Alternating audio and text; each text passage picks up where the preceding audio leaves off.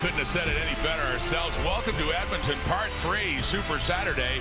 And, of course, it's with Part 2, Battle of Alberta, the traditional rematch in Edmonton between the Elks and the Stampeders after they met on Labor Day Monday. And Edmonton looking to sweep this home and home for the first time in 20 years, Matt. Calgary quarterback Jake Mayer struggled at big man on Monday. So Dave Dickinson making a change at QB, going with Logan Bonner. Yeah, and I think that might have caught the country by surprise. But the broadcast team, TSN, we're pretty close to things here. And, yeah, something had to change because Dave Dickinson's not happy. And that young man, Logan Bonner from Utah State, is a gunslinger. We're going to watch him sling it around today and try to figure the game out. McLeod Bethel-Thompson, he's got it figured out. In fact, he had his best career passing game last week. Well talked about, 486 yards through the air, really settling in. He's on a little bit of a roll, and this Edmonton Elks team is happy to have him. Jarius Jackson, he took over the Elks head coaching job after Chris Jones was fired after an 0-5 start. Lost a couple of games, but since then 4-1 in his last 5, including that victory over the Stampeders and Dave Dickinson, trending the other way, hence that change. And 0-5 on the road this season as well. And really, this season has been the biggest challenge so far for Dickinson, who's had that head coaching job since 2016 in Calgary. The Stampeders won the toss. They deferred, so Edmonton wants the ball. Part 3, Super Saturday underway here at Commonwealth Stadium in Edmonton. And it's Gavin Cobb on the return and upended there by Nick Stats, inserted into the lineup after a return of 17 yards. As on comes McLeod Bethel-Thompson. 486 yards, Matty, throwing last week. Yeah, and took care of the football. And I think that's first and foremost as you look at this football team. They're doing outstanding. Their turnover ratio and their turnaround. It's typically a big-time factor in winning football games in this league. And McLeod Bethel-Thompson took care of it last week incredibly well. And see if he can keep it going here this afternoon. This is a different-looking team right now. Winning those games and trying to do it again, handing off left side. And of course, the running attack has really been good for Edmonton this year as well. It is Javon Leake and a pickup of 5 yards. Yeah, as they go over the Ivies left side of left tackle, I highlighted Brett Boyko right tackle because I think it starts up front with all those big men, and they are big, and they've been paving the way for their 3 running backs by committee as of late and dominating the line of scrimmage. You got Javon Leake has been doing it, and really a breakout season for him, that position. And Tavon Jones, oh my goodness, this guy's been on fire, and last week he went off for 208 yards. Tevin Jones, they only started throwing to him about 5 games ago. He has been on fire, averaging 27.5 yards per reception. That's just insane. That's crazy. So it's a 2nd and 5 after that 5-yard pickup by Leake.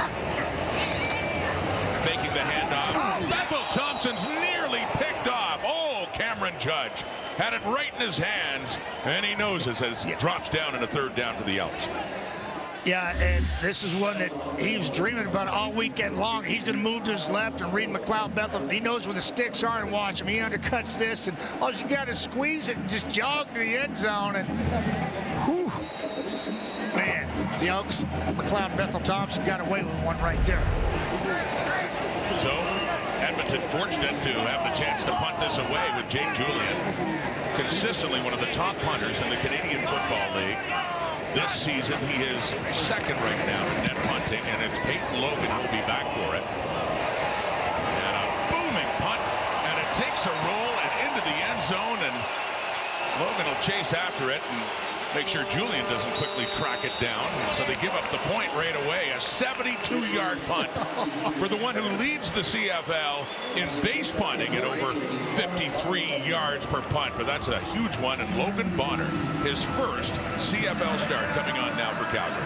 Yeah, and I'm excited to watch this kid slinging around because there's really no fear.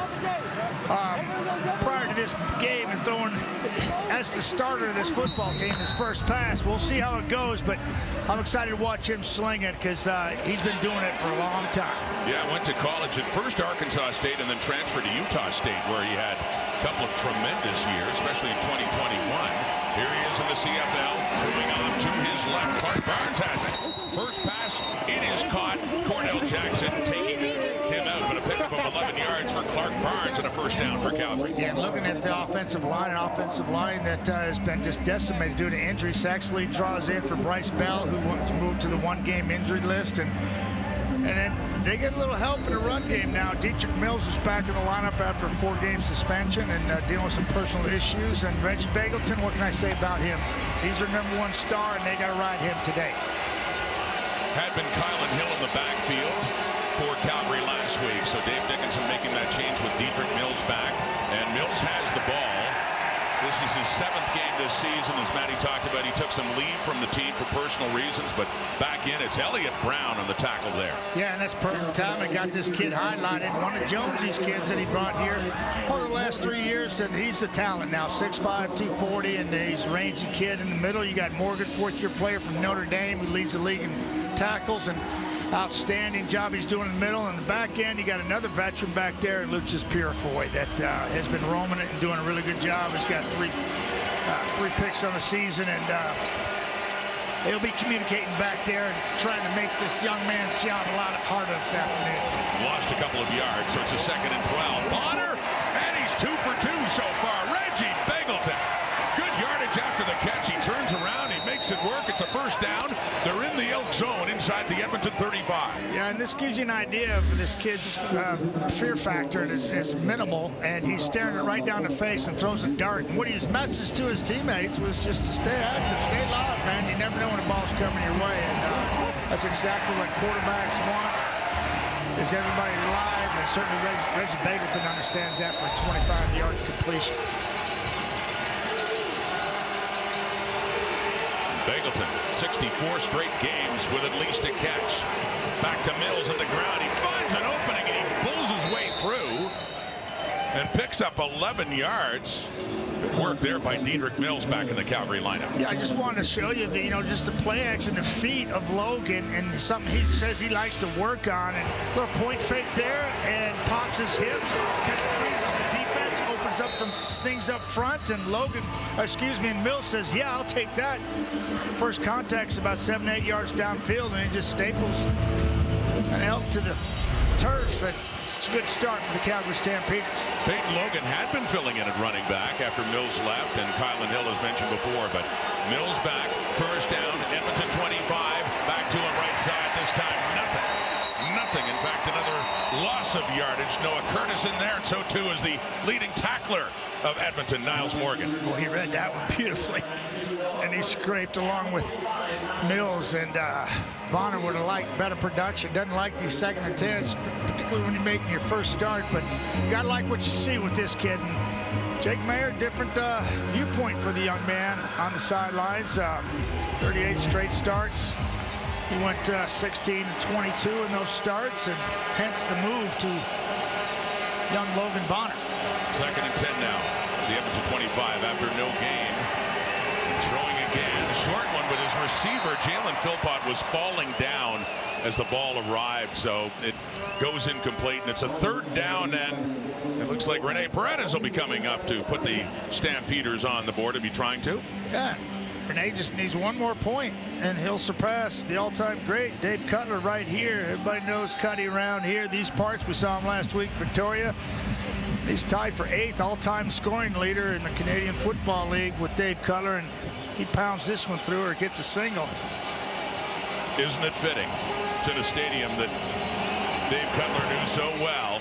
Star here with Edmonton for so many years. Rene Paredes does it again. Another field goal for that veteran to pass Dave McLeod Bethel Thompson with a single season high in the CFL for passing yards in a game. 486 at McMahon last Monday, Matt. Yeah, and this is what they and this is what we've seen from McLeod Bethel Thompson. Certainly the arm talent to get the job done, make any throw on the field, and they were just picking apart secondary and really going after that back end of the Calgary Stampeders. He fed off of them last week. Certainly did with Tevin Jones. Had a couple of big touchdown catches for Edmonton. So back the Elks with the ball and still on his feet. Won't go down easily as Javon Link as he breaks it up across for a 7-yard pickup for the Elks. Yeah. Mike Rose, I lauded Mike because he's a veteran. He needs to step up, short week, come up here and try to get a first road win. It's going to be tough to do. 2nd level linebacker Brendan Dozier, 100th ball game here. This kid's got an incredible career, and he was picked on a little bit last week. And You got a rookie on the back end making his third start in Ben LaBrose, kid from McGill, super talented athlete. See if he can't figure it out, help slow down that Edmonton receiving. On the 2nd and 3 and running is Lincoln, who finishes off what he started. First he had 7, then he picks up 4, 5 more. It is a first down for Edmonton up near midfield. Yeah, when McLeod Bethel-Thompson's on a little bit of a heater right now, I think he could say. Certainly last week accentuated that. These are his last 3 games, and yeah, that's pretty solid right there. And the biggest thing is no turnovers and some victories there. So that is exactly what this football team and franchise were expecting at the beginning of the year, and come to fruition right now under MBT's leadership. Remember, he'd been benched for Trey Ford, then Ford got hurt, so McLeod got back in, and he's really making the most of it. And he had some good starts, Matty, before he was replaced by Ford. No question, but they were losing some close games. Yeah. And you know, you look at Bo Levi Mitchell and Hamilton. He's had some great starts, just wasn't winning those games. And McLeod Bethel-Thompson, the same situation. Veterans that handled their demotions basically in with class and dignity, and never blinked when they got the opportunity to come back and lead the team. And that's something that Dave Dickinson is hoping Jake Mayer is taking note of. Yes. He's benched. It's interesting, the top 3 passers in the CFL right now have all been benched. Yeah. McLeod Bethel-Thompson was, Bo Levi Mitchell was, and Jake Mayer for this game. Rod, I've been pulled in the Grey Cup game before that, and that's smarts. Deep over to the right. Yeah, but you ended up doing okay. I was going to say, you bounced back from those things, right? Incomplete pass. Well, you have to be resilient. I mean, you get knocked down a bunch of times in this game, you know, whether it be interceptions or losses. Yeah, it happens. And you have to have a short-term memory, move from it, and it's a life period, right? It's pick yourself up, dust yourself off, and move on. And we've seen quite a bit of that this year. Jake Julian back again. Last time out, he had a punt single, over 80 yards on that, deep into the Stampeders zone. He's standing at his 36. Peyton Logan is back, but he can really boom it. Another beautiful punt. Takes a hop, goes in again. Jake Julian, 1 point at a time, is doing all the Edmonton scoring early in this game. They get to within a goal, a point, I guess. 3-2 the score, Calgary. And that's why, as Matty talked about earlier, his message to his receiving corps, everybody is alive every single play. Even if you're not the first or the second or the third option, be ready. This is a quarterback that loves to throw it and can find guys, and so far so good, Rod. And Ryan, we talked to him about Utah State's quarterback pedigree. Of course, Jordan Love, who we got to know, he actually replaced there, and we reminded him of Anthony Calvillo and his place in the history of the CFL. Yeah, didn't have, to the young man's defense, he didn't know who he was. You know, he'd heard that there was a great quarterback from Utah State, but didn't know Anthony. And you know, that's just the separation of generations. But at the end of the day, he smashed his records at Utah State, and this kid can sling it. I love the fact that everybody's live on every play. Well, coming across nicely. Good hands, Reggie Begelton, to catch that in the pickup of 9. But yeah, here's some video evidence of his time as a Utah State Aggie in that great year in 2021. Single season records for the school in passing yards and touchdowns. Yeah, and just a testament to his dad coaching him ever since he was little and could throw a football. He said he was throwing sticks, and he was working 7-man camps and absolutely just figuring out the art of throwing the football. And this guy right here, Tommy Stevens, tipping the cap to him because they bypassed him as the second team guy, which he's a short yardage guru. We know that. And they went to Logan Bonner because of those skills that we just saw there at Utah State and what he's displayed here in the early going in the first quarter. So Bonner comes back in after Stevens does what he does so well, picks up what they need to get the first down. They're up across their 50. Bonner's 3 for 4 for 44 yards so far. But let me ask the quarterback. Looks pretty confident standing back there and slinging. Yeah, particularly when you got to get somebody bearing down on you right up the middle and throwing a completing a dig to Begelton on the first drive. That was impressive. And on the handoff, Dietrich Mills. But you need to have confidence. Peyton Logan, the running back. Sorry, Matty. Yeah, no worries there. You got to have confidence, and this kid's got it in spades. And I think that's what attracts Dave Dickinson to him. What he's seen in practice, how he's finding guys that just typically other quarterbacks may not be able to get to or have the ability to push the ball in there. This kid does. We'll see how it plays out the rest of this game. But Dave and company needed a little spark. That's exactly what he said. Looking for a spark from Logan Bonner.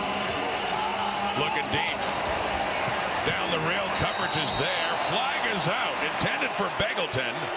And it is Kai Gray who looks like he's going to be called for pass interference. Pass interference. Edmonton, number 5. Spot of the foul. Automatic first down. Yeah, and you saw a bit of the arm strength coming out. Here he is right here. Watch him do his thing down the football field. And a lot of what, you got to have the ability, as far as I'm concerned, to throw deep balls different ways. Sometimes you got to stick it in there 45, 50, 55, 60 yards, and other times you got to put air on it. That time he tried to stick that one in there, and pretty tight coverage by Gray, but he was called. You could see him kind of jostling there with his right arm, slowing Begelton down. A 41-yard penalty to take it down to the 22 of Edmonton. Big crowd here at Commonwealth today. They don't like it. Throwing, it's caught inside the 10. Just as Bonner was getting hit, he got rid of it. And it was caught there by Clark Barnes, and looks like... And, things happen quickly down there, and I'll show you just how quickly they happen. Heat in the kitchen, takes one in the chin as he completes that pass, and he's like, oh, man. And I think he was actually trying to go to his intercom system, his helmet, to get on to the next play. That's how locked in he is. First and goal, takes the handoff, Bonner. End zone, intercepted. Picked off by the Elks. Luchez Purifoy. He was waiting for it. Bonner says, my bad. Purifoy says, that's my 4th interception of the season. They snuff out this promising Calgary drive when they were down inside the 10. Edmonton football in a 3-2 Calgary game. Yeah, and this is how it plays out. Veteran free safety, Luchez Purifoy, says, not today, and he's right here, and he's going to give it to him. He's going to go to his left, and then he's going to feather back in the area that Bonner thinks is open, and the ball was poorly thrown and underthrown, and never had a chance, and that's Luchez's 4th interception this year, 23rd of his career, and Dave Dickens says, son, get used to it. It's going to happen in the Canadian Football League, trying to figure this game out. Purifoy had 2 interceptions on Monday in the first meeting between these two. So Edmonton ball, it's Kevin Brown, the running back, and he takes that short pass and gets it up to the 35. He's had reason to celebrate lately, hasn't he? Yeah, and he's a veteran back there. He's taking full advantage of the youth, and this is how good the CFL quarterbacks have been this season. This is in the red zone. That was just the 5th interception thrown in the red zone, and it's by a rookie, making 6, 5 previous to that, and quarterback's been pretty red hot in that zone. 2nd down and 5 now after that pickup by Brown. That one, the intended receiver, falls incomplete. Yeah, a quick 2 and out. Quick 2 and out. Yeah, that's exactly what you needed right there. Don't let them get any momentum and turn it over. It's a good 2 and out for Calgary. Doesn't look like much. Yeah, give a chance for the young quarterback to get back out there. Well, that's the 2nd 2 and out, and Jake Julian, the 2 times he's punted today, they've both been punt singles. He's been booming. This time, though, from his 25, so you would assume this time Peyton Logan's going to get a chance at a return after a 55-yarder as he skirts around and picks up a few extra yards before he is bumped out. So Calgary football, and Logan Bonner will be heading back on. Lots of tailgating going on.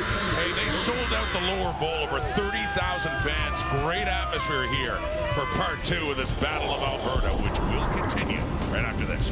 Nominee Colin Farrell, the Penguin, an HBO original limited series that streams September the 19th, and it's only on Crave. Commonwealth Stadium, mentioning Maddie, great atmosphere. I mean, it's one of your old home parks, but it's nice to see the atmosphere they're getting today for this rivalry. Good to see it rocking once again. Calgary football, last possession, they moved down the field. They got into a goal to go, and then Logan Bonner was picked off by Luchez Purifoy to leave them with nothing to show for their drive. That's Mills, and you got to figure he's got some fresh legs. Just don't know what type of shape he's in, what he was doing with that time off, but solid run there for about 6 yards, and putting the young quarterback in a 2nd and manageable, which is favorable to him. Cam Eccles inserted in the lineup tonight for the injury to another Stampeder receiver. That's Mills on the carry. Ish Hyman, I meant to say, was the injured receiver. That's why Eccles was in. But Mills, another carry and another good pickup for Calgary. Yeah, just running up the left side, and there's going to be nice holes. They're just going to get up, and he picks up 9 here. There's the zone. Little jump cut there. As you see, big. Open, overplaying the play. He's washed out. Jump cut in there for 9 yards. Nice job by Stamps. Coming across. Broken play, and Mills is trying to make something of it. It was Mark and Michelle in motion, and the shotgun snap hit him, but alertly, Mills managed to pick up a yard or 2. Yeah, and it was all botched. He's right here, and he's going to go in motion late. Ball snapped, and he tries to do his best Batman imitation and try to jump over the top, and ball deflects off of him right into Mills' hands, fortunately, and they got away with one right there. That, I don't think, was designed that way. In fact, I know it wasn't. So it happened on the first down, so they have a 2nd and 8, and a deep look down the middle for Beggleton. Just stretches just a bit too far. Falling incomplete. 3rd down coming up. Yeah. A lot of times you'll have offensive coordinators, head coaches with young quarterbacks, and they'll try to reel them in and kind of control them. And you're not seeing that here in the first quarter play with Dave Dickinson and his young quarterback. He's letting them eat and sling the ball down the field, and he just missed Beggleton right off his fingertips right there. And with that, Calgary will have to punt for the first time in this game as Cody Grace is in, and Dylan Mitchell, the lone returner, back for Edmonton. A low-scoring 3-2 game, late first quarter. Mitchell at the Edmonton 15 and works it across to about the 23. 22 seconds on the clock, and Bethel Thompson coming back on. Yeah, we talked about Julian's leg and how he can pound it. So can Cody Grace. We're blessed with kickers, punters, deep snappers. Teams in this league are special and rightfully named. Yeah, Grayson, 3rd year in the league, and he had the distinction of being the top in net punting. These a couple of years ago. I mean, directionally, and so many guys can do it so many different ways, too. Makes coverage units a lot easier. Kevin Brown, the running back, pushing it up to about the 29 for Edmonton. So we're heading down to the end of the first quarter. A 6-yard gain for Kevin Brown. Yeah, tip the cap to Jarius Jackson on the sidelines. Not only was he tapped on the shoulder to be the new head coach, but he's still calling plays down there, like a lot of head coaches in the Canadian League. Have done that, but when you're used to being up in the booth and you're down on the sidelines managing the whole team and the offense, it can be a little much, but he's been handling that job and that extra responsibility without a glitch.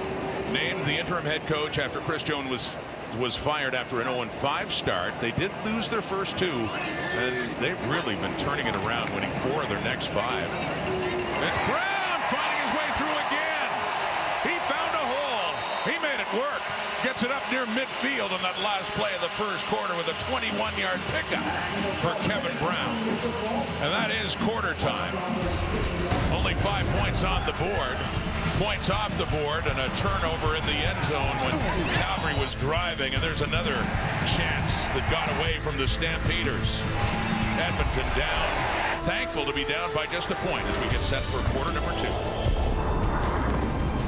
Tell the real story. The Stampeders have certainly had their chances to open this game up. Yeah, we saw Cam Judge drop a gimme, probably a pick 6 if he squeezes out one, and then we saw an interception in the end zone by Lucius Purefort taking points off the board. But early on, the Calgary Stampeders, and those stats prove it, have dominated the first quarter. The score is flattering for the Elks, and but it's a good sign. 6 yards passing the first quarter for MBT. They need to do more of this, in my opinion, run the football. And you saw some success there with the off-balance formation and press the hole and then bounce back. And Kevin Brown doesn't miss many of those. He was the second leading rusher in the CFL last year. And now it's more of a triple threat. They brought in Javon Leake for special teams, but he's been a really good running back. And they have Justin Rankin waiting in the wings as well. Here's Bethel Thompson deep, right, caught.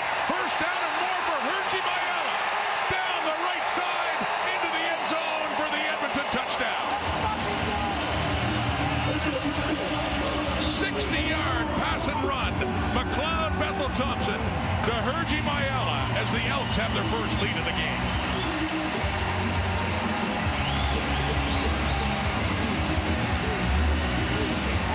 Yeah, you give it to him, Rod, with the off-balance set right there. They just had success with running the football there. A little point fake.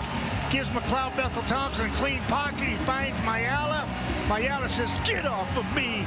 And he races to the end zone. So that 6 yards in the first quarter by McLeod Bethel-Thompson is instantly improved on in one throw here in the second quarter, and they find the end zone, and the momentum is shifted. Well, Hergy Mayala, who started his career with Calgary, has really found a home here in Edmonton this year. That's touchdown number 5. He had only 2 catches for 16 yards on Monday and Labor Day, but already one big one for 60 yards. And they will go for 2 in a 5-point difference, see if they can make it 7 points. So Bethel-Thompson staying on. And there they go. They scrimmage into the end zone. They get it too. Put more points on for the Elks. 2 more. Eugene Lewis with that 2-point conversion. And now they're up by 7. Yeah, and absolutely love what I'm seeing on that series and the play call by Jarius Jackson, putting his players in good situation. You see the dominant front over here. They had success. Little point fake off the top, and you're gonna look right there. There's Serge Mayala. He's gonna run a corner route. Point fake just kind of freezes everybody. Got a clean pocket. Taking the top off with the post on the Z receiver, and then boom, Mayala breaks a tackle, and he's off to the races. An easy pitch and catch to Eugene Lewis for the 2-point convert. The Elks back on top, 10-3. Man, that's pretty. You see the rookie Ben LaBrosse getting his hands on him, but just couldn't hang on, and Mayala breaks free and into the Calgary end zone to put Edmonton on top. Couple of very. And here's a look at the 2-point convert, quick play. You know what was impressive on those 2 plays and the execution was the quickness, sense of urgency, a sense of purpose, just knowing what and confidence, and getting rid of the football quickly. Everybody was locked in, believed in it, and they executed it. Well, that's a great feeling when you go to the sidelines after doing something like that, and these 2 guys are checking it out instantaneously on their little iPads. So the kickoff, and Calgary, and getting it down, it is Eccles, a returner, across the 20 and 25, and up over the 30 for Logan Bonner to come back on. But you'd said after the quarter, Matty, Calgary missed their chances, and then Edmonton strikes right away. And you know, deep down inside, you play a number of games, you know this is going to come back to bite you, and it typically does. It's like in baseball, giving somebody an extra out in an inning, and it typically comes back and bites you. And we saw that, and McLeod Bethel-Thompson made sure that they started off in the second quarter properly. I really believe that Jarius Jackson play calling there was tremendous. That one run at the end of the quarter with the off-balance formation, come right back to it, give him the same look, buy some clean pocket from McLeod, and he executed. They're up to the 32. Bonner taking the handoff to Mills, throws it off to Cole Tucker. The short pickup on his first catch of this game. Now the crowd's into it. You know, every play, there's a little more juice from the crowd and noise, and make it tough on Calgary. Remind everybody this is a big-time rivalry. That first quarter kind of took the crowd out of it. And there's some excitement back in this building. And it's been a long time since we could say that. Just given the way the Elks have gone the last couple of years, it's been a real struggle. Despite, at times, as you talked about, playing well, but just didn't have the wins to show for it. They're getting those wins now. Oh, that's crazy. Yeah, the close games that they've had, and certainly the Calgary Stampeders, too.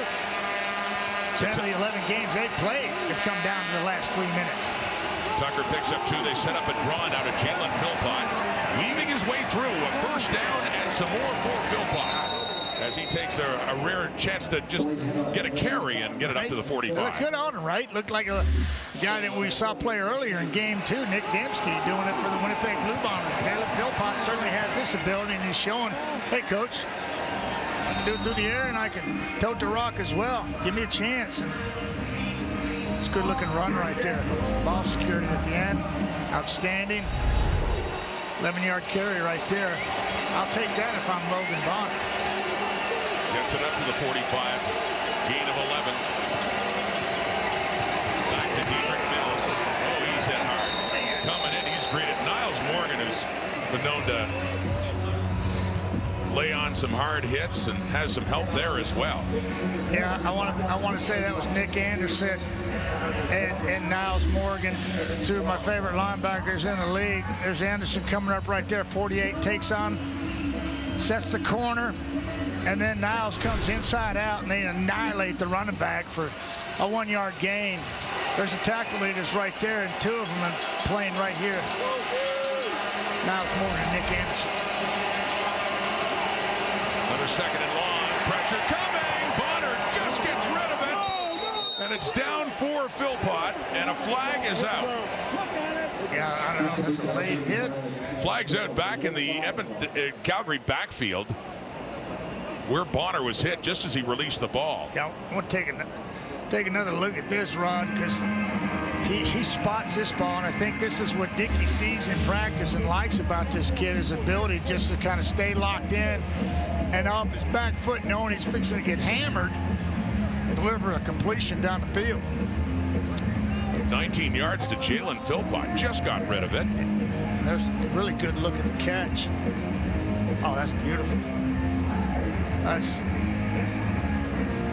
That's just a good pitch and catch right there. Shows you just how ugly it gets in a hurry. There's no infraction on the play. Pocket. The previous play was a completed catch, first down. So they pick up the flag, and Jalen Philpott on 2 second and longs has converted for them. One in a running play, and then one on that nice catch and that low throw by Bonner. Trying to quiet this crowd once again, and that'll do it. Pick up 11 on the ground and a big chunk of it through the air, putting yourself in good scoring position already. Down to the Edmonton 45. A response drive for Calgary and Logan Bonner after falling behind for the first time in this game. 10-3 Elks. Here come the Stamps. Mills with the ball. Breaking through too as he flops over inside the 30 and a gain of 11 and another Calgary first down. Yeah, and you know, sometimes you guess right, and you can take a look at Morgan and watch what he does. He goes off to the left here, and he fills the wrong gap, and Calgary's got the right play dialed up as they're twisting up front, and boy, boom, he pops in the secondary, picks up 10 just like that. Dedrick Mills running hard in his first game back with Calgary in several weeks. 7 carries, 38 yards so far in this one. First and 10, Edmonton 34, right back to Mills.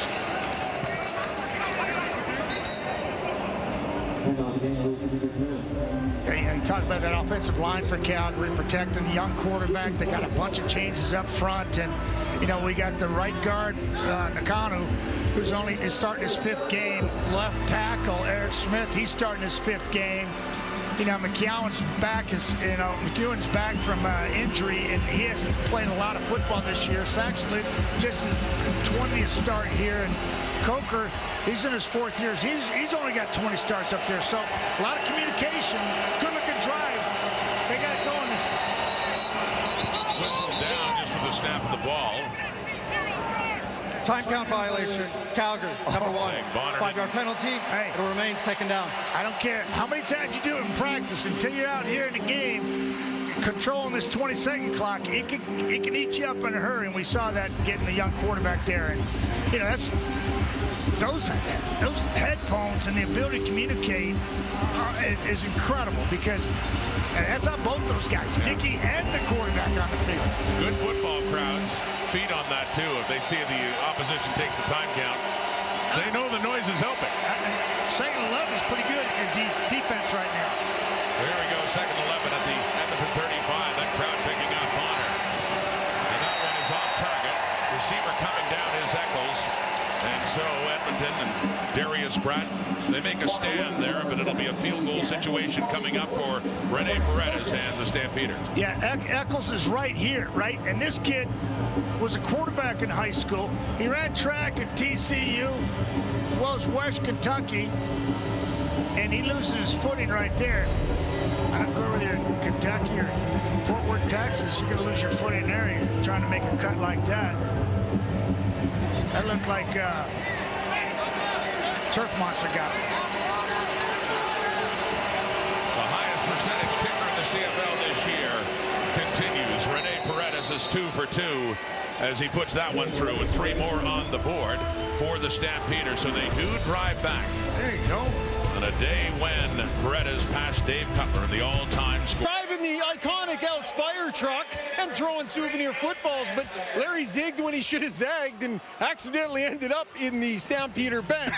Yes, this is Elks' new owner, Larry Thompson, driving the fire truck through the Stampeder bench. I was over there at the time, guys. I can confirm Dave Dickinson and the Stamps were not too thrilled to see Larry at that particular point in time. Clearly an honest mistake, and we're having a little bit of fun with it here, but I can't help but think, guys, maybe the next time the Elks are in Calgary, we'll see a horse and rider tearing through the Elks sideline. To be continued, Ryan. My goodness. Larry Thompson, hey, you know, long-time Edmonton football fan going back decades. He knows all about the rivalry. I'm sure that was an accident, but still. Are you sure? Trying to stoke that rivalry up, and Larry must be pleased to see the crowd here filling up the lower bowl. Well, he might have been distracted looking up at the crowd. And all the seats filled. It was just fantastic here. He doesn't endear himself to the Stampeders. Could you imagine, though? But I'm sure he's endearing himself with that move to the Edmonton retaliation's fans. going to be amazing. Oh, yeah. Quick six is going to be all over Edmonton sideline. 1st and 10, Edmonton 50. And off to the side. That's for Javon Leake. And Mike Rose looked like he got him by the face mask. That was, and the play before that was Javon Leake picking up a quick 10. And Mike Rose, he said enough of that on that run there. And, yeah, a little back and forth going on right now. It's a good football game. Face mask, Calgary. Yeah, we saw number 41. Right. Good call. 15-yard penalty and an automatic first down. As called by the referee Justin McInnes in this one, so that'll push the Elks down the field into Stampeder territory. Look at that kick out. Rose coming to get him. That's just, yeah, there it is right there. He catches him with his right hand right across the face mask. Right. Boop. There. That's a no-no. That's just good hustle by 41, though, the veteran, getting out there, trying to make a stop inside out. You know, as a receiver on those hit screens, you come inside. That's where the big boys are coming from. And running backs by committee. You see Leake in. We saw Brown earlier. Javon Leake carrying the football. And it really is a triple threat, Matty, if you also factor in Justin Rankin, who had a game for the ages in Hamilton a few weeks ago when he scored 3 touchdowns. And it looks like Javon Leake might have been hurt there. Yeah, that is just incredible amount of talent right there. And to keep him on the roster at the same time, be in uniform at your leisure, just to rotate him through. And you see Leake going down there with a little limp. And that's why that's such a luxury to have two. Now, I mean, Kevin Brown, he can take it to the house. Now, Rankin, he's going to run you over. And then Leake, we know about his speed, unprecedented. So Leake's out, Rankin picks up Brown in. Takes that draw. Another good pickup by Kevin Brown to the Calgary 25. Here come the Elks. Yeah, just take it right up the gut. You know, a little draw, boom. Invite those defensive linemen upfield, wash them down, big lane for KB, and he knows what to do with it. Exactly what we're speaking of here, Rod, is just keep pounding them. You got the massive offensive line of the Edmonton Elks. That should be their calling card, much like it is in Winnipeg, much like it has been as of late for BC and William Stanback. Just run the rock. Down to the 25. Halfway through the second quarter. Back to Kevin Brown. Finds another hole. Brown is running well. Edmonton's running the football. This has been a big part, not just the passing of Bethel Thompson, but the way they've been able to run has really helped with this late success. Yeah, and I mean, that number right there alone that's impressive. You know, to increase it almost by 90 yards is just incredible. It helps any quarterback. I don't care if you're Trey Ford, McLeod Bethel Thompson, or any quarterback in the league. You got a good, solid running game. Jarius Jackson knows this. He did it for a while in this league, and they're getting back to controlling that line of scrimmage, which helps out everything. Down just outside the Calgary 13. Edmonton leading by 4 and pressing for more. Little reverse now to Tevin Jones. Finds the edge. Touchdown.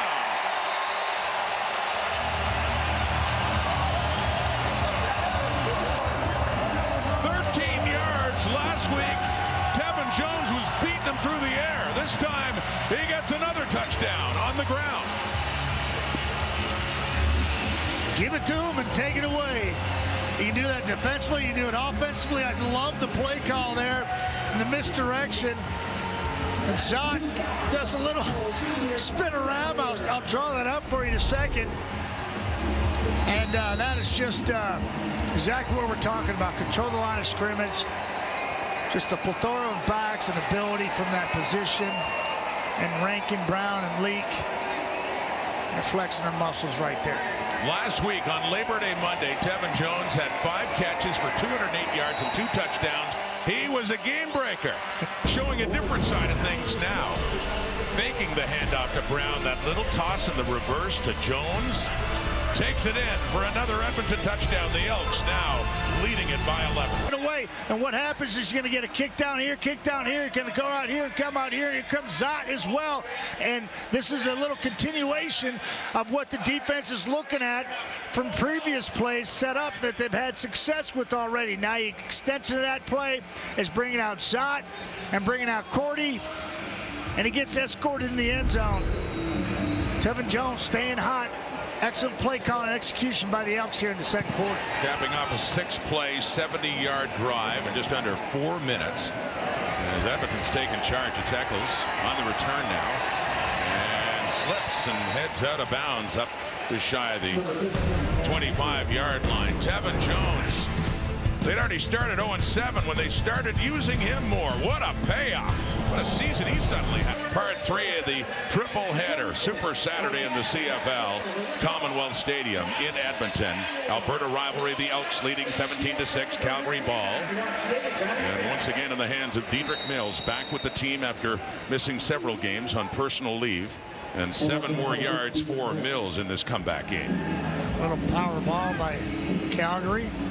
Trying to respond and have good 1st and 10 production there and pick up 7. That'll help that offensive line that's not used to communicating with one another out in a heartbeat right there. Less than a week ago, McMahon Stadium in Calgary on the Labor Day Monday doubleheader as the Elks beating the Stampeders 35-20. Leading this one. Play action fake. Bonner with a player in his face. He's throwing it closest to Mark and Michelle, but it's not close enough. It hits the turf. It's incomplete. It's 3rd and 3, and Cody Grace is going to be coming on to bunt in the first 2 and out for the Stampeders in this game. Yeah, pressure made Logan slide to his left, and he couldn't put enough on it. Sometimes, you know, you don't have to touch him, you just have to move him. That's a good example of it, and that's a good 2 and out by the Elks defense.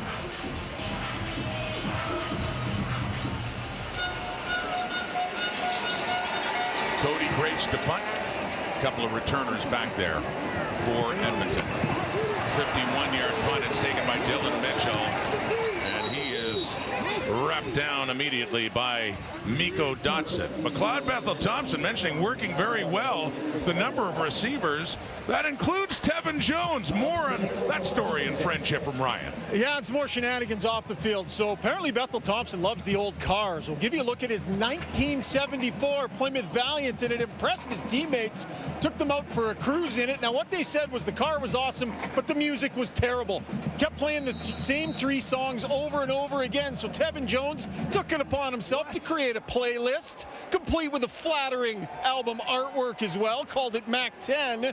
2-pack, a little Warren G on there as well. They loved the car, did not love the taste in music of their quarterback. Oh, Ryan, and that was quite the look at the young McLeod Bethel Thompson, too, as he got taken down that time. But I'll tell you, a car that old. That was straight fire, Rod. Yeah. That was straight fire. But, you know, those are MP3s in the playlist, of course. But, you know, back then, you're not going to be able to play MP3s. It would have been the original would have had 8-track machines, maybe a cassette. If you're lucky in 74, definitely 8-track. Yeah, and McLeod's having a good start to his brilliant game last week, and this one's very similar to this guy and that guy. They're on the same page. Tevin certainly on fire. 208 yards receiving, a couple of touchdowns last week. He's got a touchdown running in this on the toss reverse. And that's into the hands of Geno Lewis, who had a touchdown last week as well. And scored the 2-point conversion on that last touchdown. Wrestled out of bounds by a guy they know well here in Edmonton. Used to wear the green and gold, and Adam Konar now with the Stampeders. Yeah, Adam It's just incredible talent. Cut his teeth right there in Calgary. He's a dino.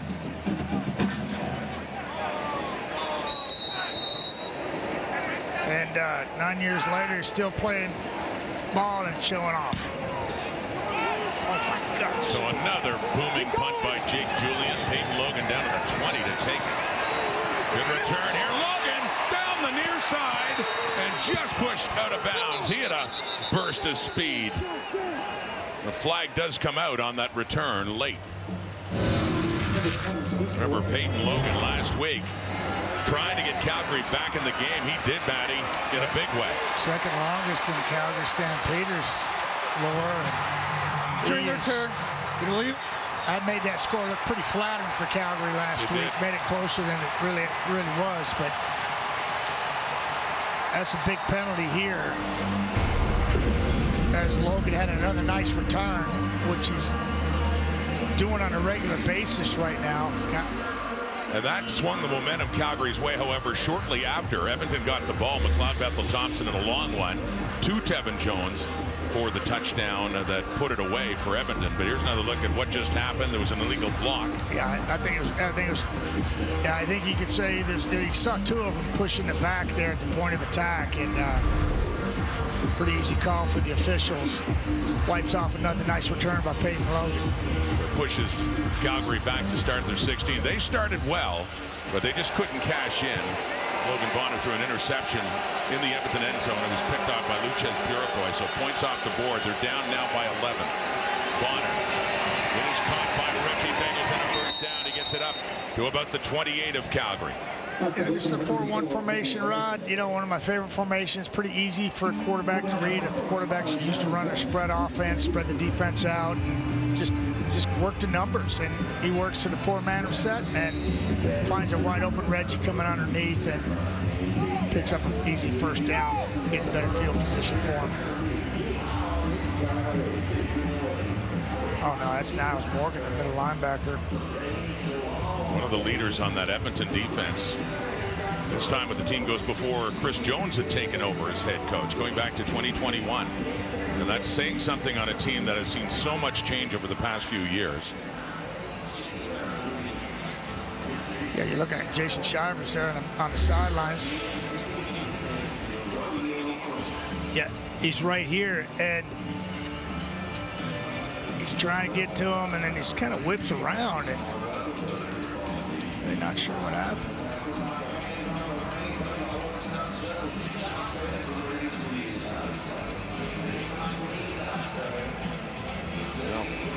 On his four tackles so far already in this game. Walking off under his own power, that's good. Good to see as he's escorted off. Calgary football, though, and a 1st and 10. Bagleton picked that one up from Bonner.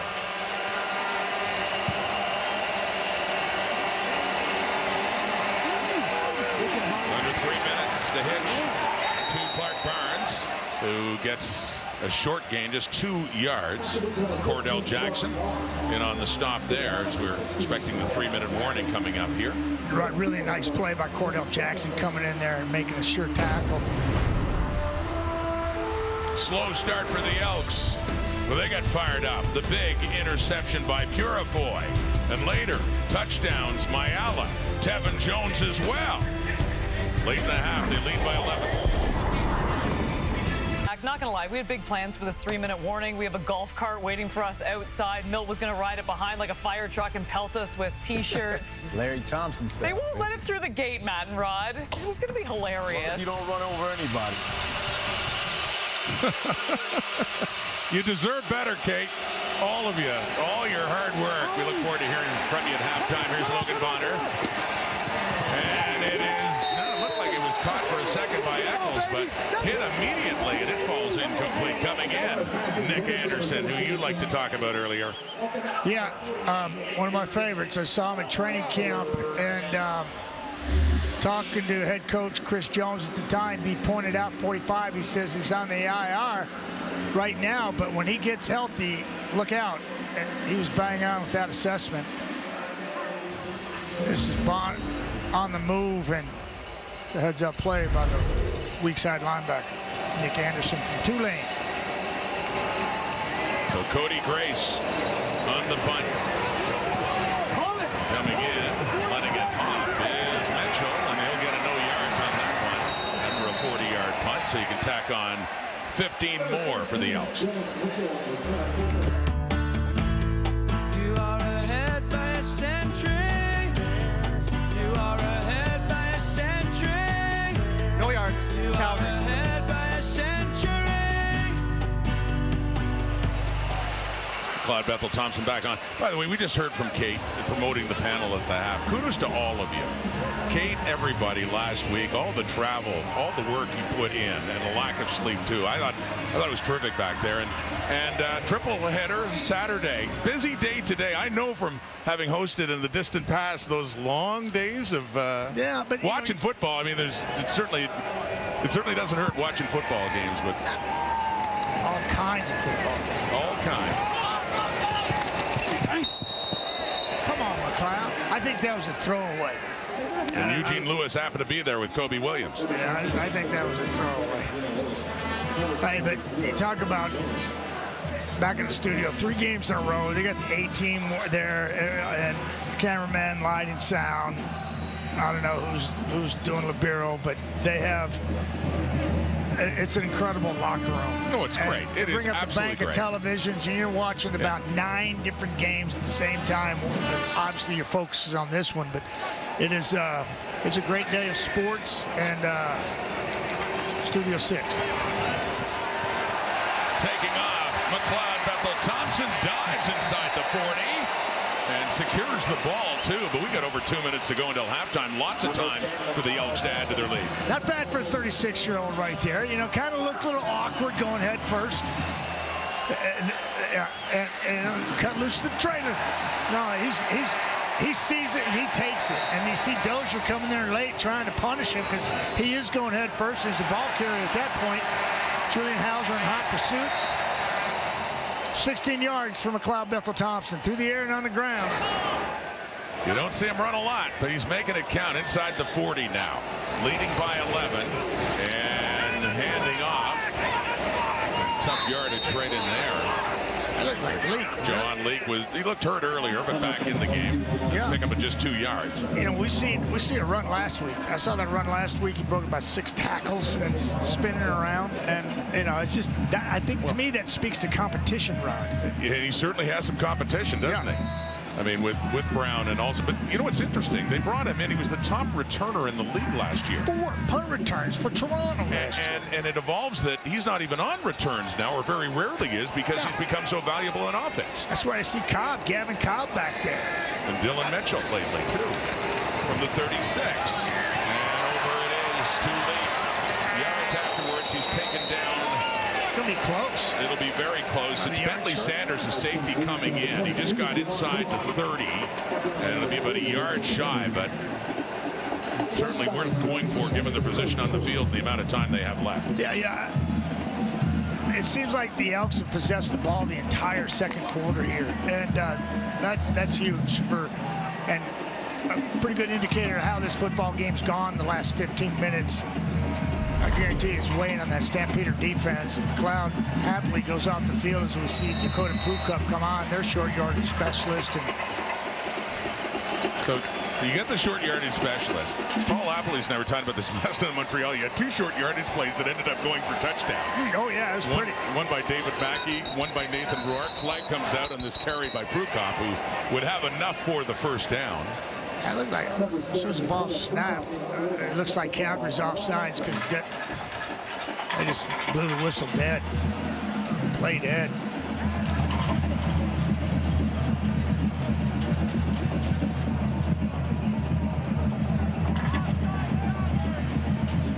Procedure, Edmonton, number 62.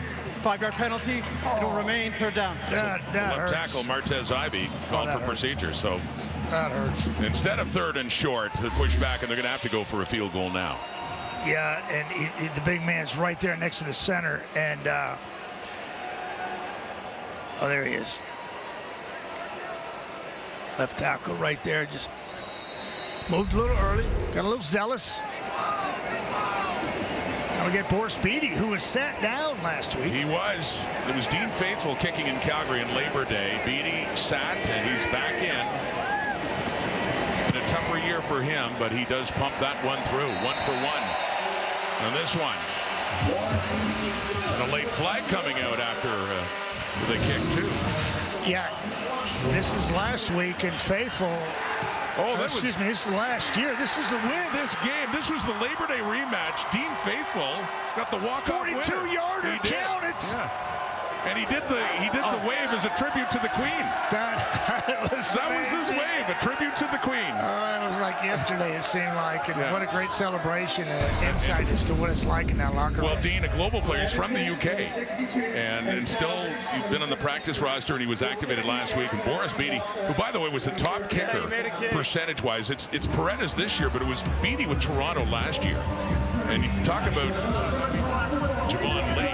They brought him in, and it's been a tougher season, put it that way, but looking to bounce back, and he's 1 for 1. And there's Dean Faithful, who's quite a character in his own right. A chance for a long chat with him. Grey Cup week in Hamilton. Had a good week last week. 1 or 2 field goals, 4 converts. 4-man rush, 1 minute to go.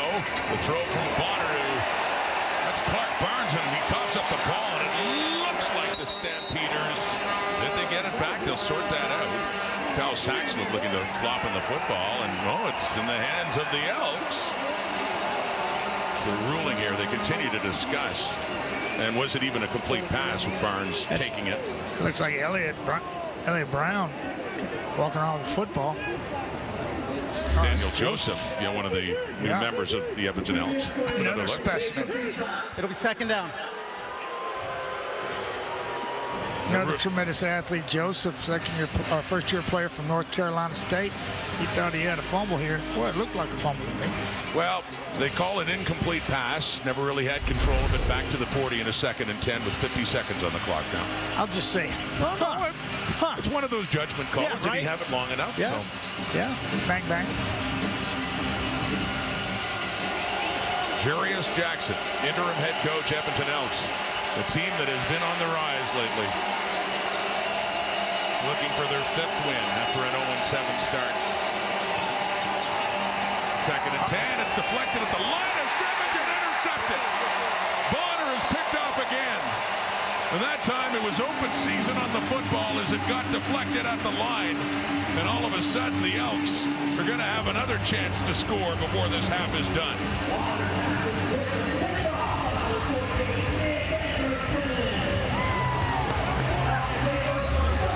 Sean Oakman, why not? 6'9", get your hands up. You can't get to him. I don't care how tall you are back there. This could be a problem when you get these long mitts in front of you, sitting in your lap, collapse in the pocket. There's Nick Anderson, anxiously awaiting that one. That was a gimme. Tulane having a game. So Anderson with the interception. It's at the Calgary 45. Edmonton leading by 14 with a chance for more. And it's out to Lee. A stiff arm there for Cam Judge, but he heads out of bounds. 37 seconds left in the half. Yeah, tough go in the first 30 minutes. Dickie consoling, talking to his young quarterback. Yeah, it's a lot of communication going on there. And like I said, that intercom system in the helmet is different, right? Because Dickie can talk to him pretty much 24/7. It continues on the sidelines. Lee gets it down to the 42 of Calgary. 37 seconds. And getting closer down towards the 30. Another completed pass for Bethel Thompson. Well, this is a throw from like last week. Pressure in his face. You can see it coming up the middle, right down the gut. He slides to his left and throws a dart. Perfect to Mayala. 11 yards for number 11, Hergy Mayala, who's a touchdown in this game and was slow to get up. So here we go, 1st and 10. It's caught again. It's Curly Gittens. He gets into the act here. Gittens with a catch inside the 15. Still 22 seconds left until halftime. Yeah. Now that offense is just showing off with all its talent out there, rotating running backs, mixing it up with receivers. MBT feeling it. Starting to get a nice little rhythm here. Gain of 18 down to the 13. Edmonton may not be done just yet before this half. Bethel Thompson, he's got time. Escapes the rush, gets rid of it to the end zone deep and well overthrown. It's past the dead ball line as he gets some help up from Brett Boyko, but it'll be a 2nd and 10 coming up, but only 4 seconds left on the clock and a chance to at least put 3 more points on the board. Yeah, and Calgary looks like they're going to go in down 17. If Beatty can make this one, it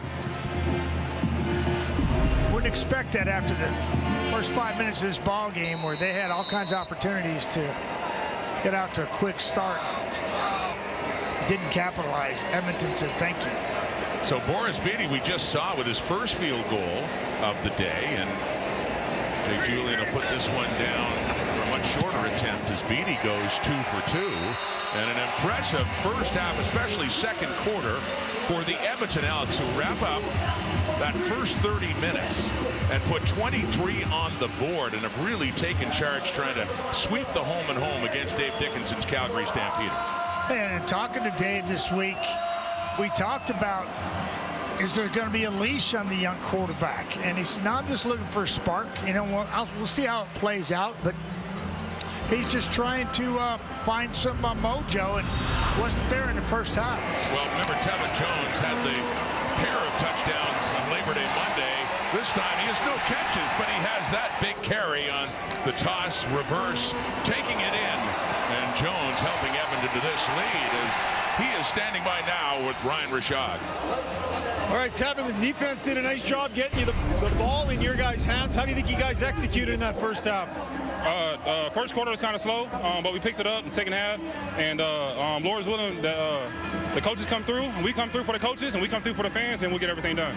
More contributions from yourself. How would you describe the chemistry you're developing with McLeod and why it's working so well? On the outside looking in, things are working well, but on the inside looking out, we can do better. We can do a lot better.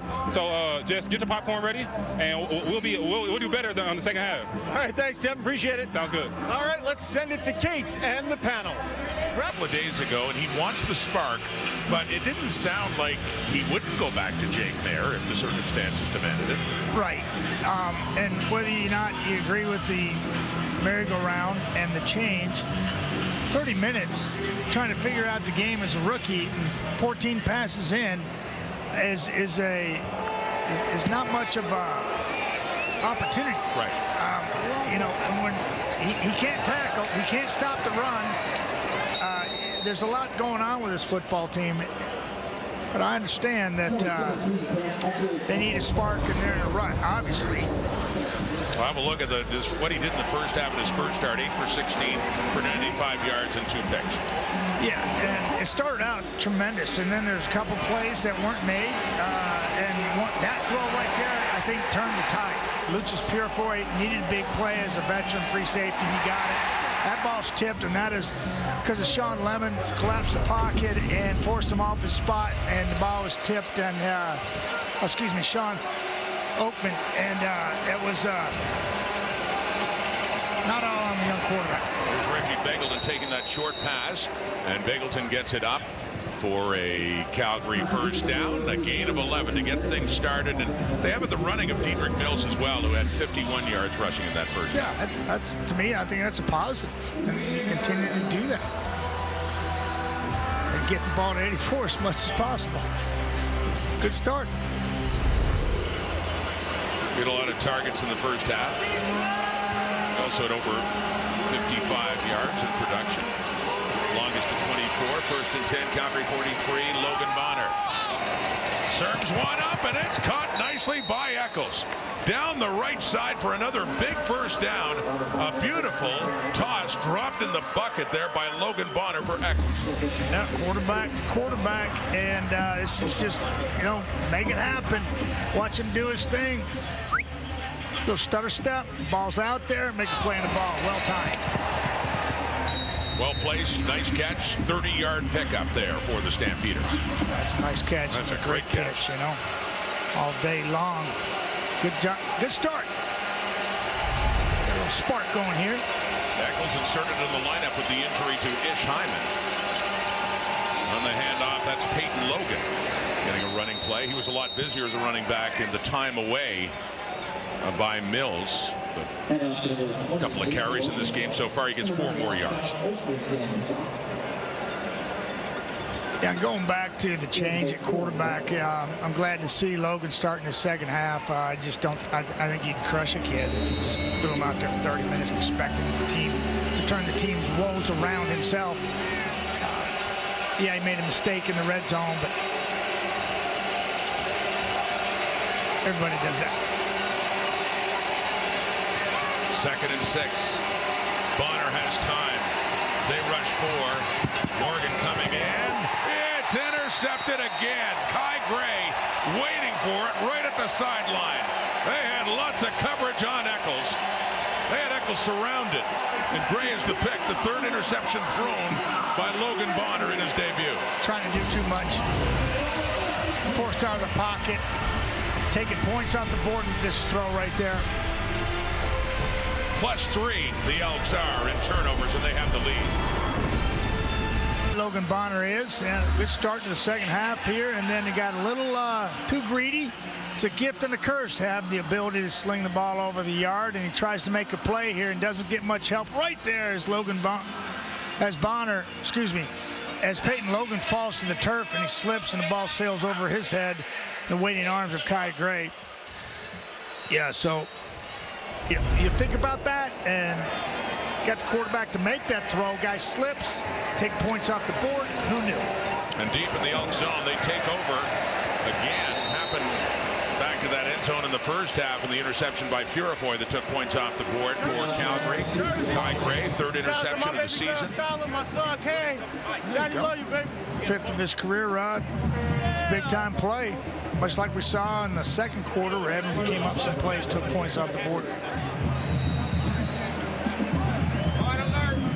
Biggest difference in this game when Calgary didn't really take advantage of the chances that they had early on. So McLeod Bethel-Thompson, 9 of 14 for 116. The touchdown pass. He had 486 through the air in Calgary less than a week ago on Labor Day.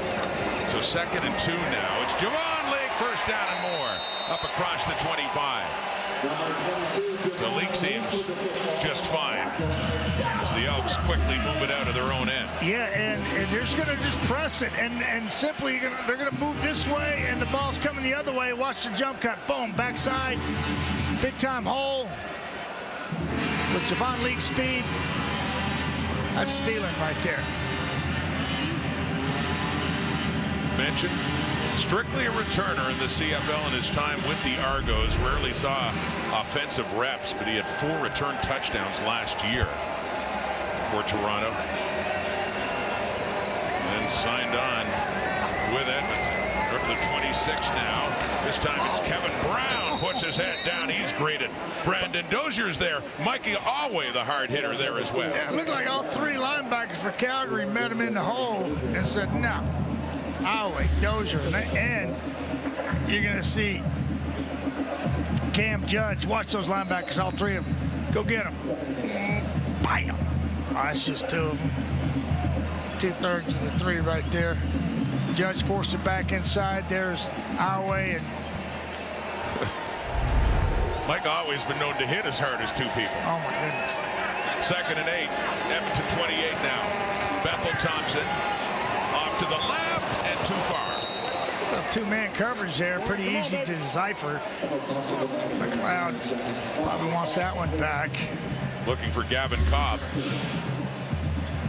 Yeah, he's just the 2nd receiver from the top. Running a corner route. That's tight coverage by LeBros. I'm talking about he was in his hip pocket. That ball's thrown underneath. Only place it could have been is over the top. That's where McLeod put it. Just missed it. Jake Julian, low snap for him. But just booming these punts. 47-yarder. That's short by his standards. And Logan on the return, and second time in a minute he slammed his hand down to the dirt. Front Peyton Logan. Yeah, slipping as well. Just turning out to be a beautiful NFC champions, the San Francisco 49ers.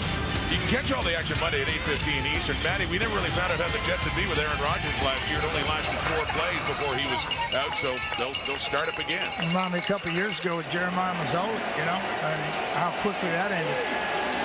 We'll see. Big CFL day today. Part 3 of the triple header. Calgary is down, but they have the ball and got to drive up closer to midfield. Dietrich Mills, the ball carrier. Yeah, now's the time right here. Dave Dickinson said, and we're in a rut. We need to get out of the rut here. Nick Lewis on his left, Dave Dickinson looking at his play call sheet. Nick Lewis, receiver coach, Hall of Fame receiver, Jake Mayer.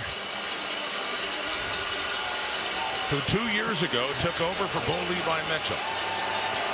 Been the starter ever since, but benched today in favor of Logan Bonner for that spark. 2nd and 5. Calgary 49, they've got him. The ball does come out. Looked like he tried to throw it as he was being sacked, and he looked like he'd be slow to get up. You saw Daniel Joseph in there providing some heat. Elks were all over him. Oh, it's Elliott Brown as well.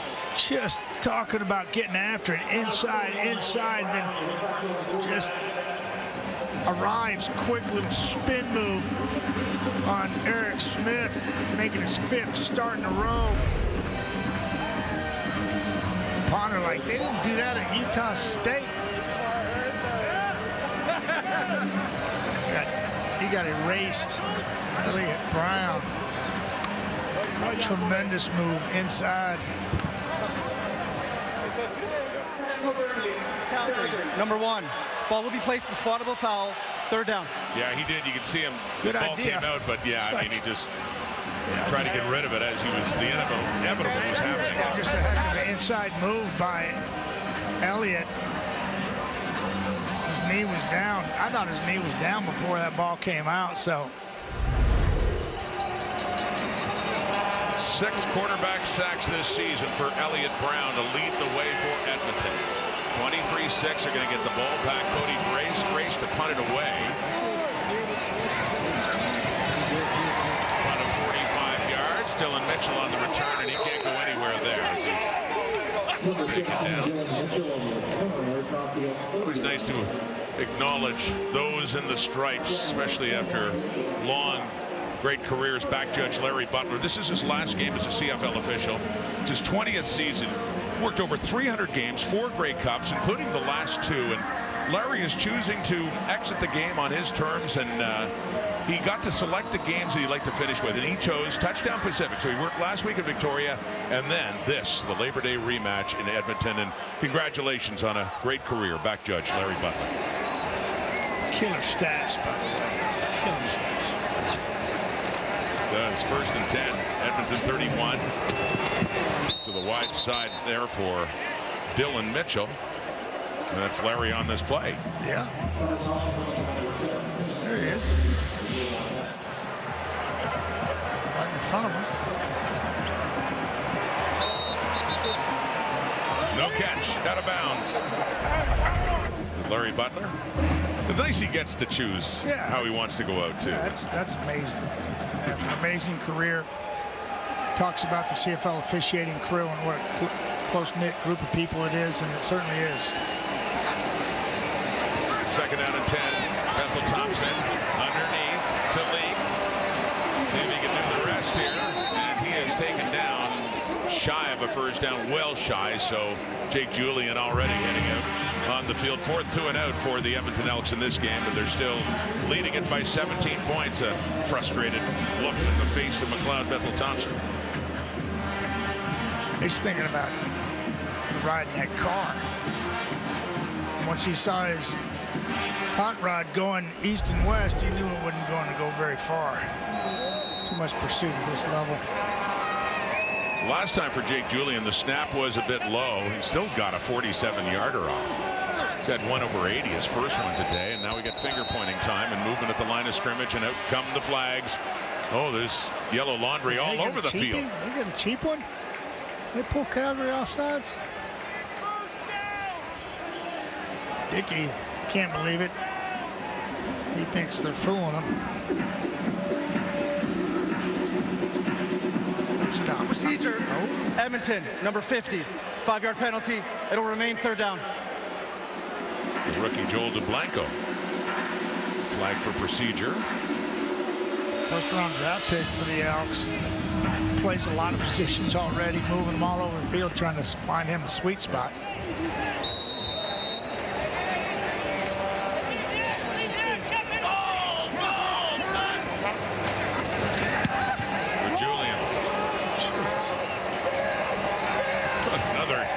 Outstanding punt, 63 yards. Here's Logan, though. He's got some room. He gets around the edge. Not quite. Taken down. Josh Haggerty coming in and a late flag as well. But congratulations again. Larry Butler, 20 years on the job, working his final CFL game today. Female officers took the oath to be full-time members. It's 19 years of service for you. How would you describe your experience doing what you do for that long? I love it. Every day is different. There's so many experiences. I've been really fortunate in this career. I get to do great things like this, and I get to serve our communities and give back in a positive, meaningful way. I absolutely love this career. Dressed in the red serge, I was watching you. So many kids come up. They want to talk to you.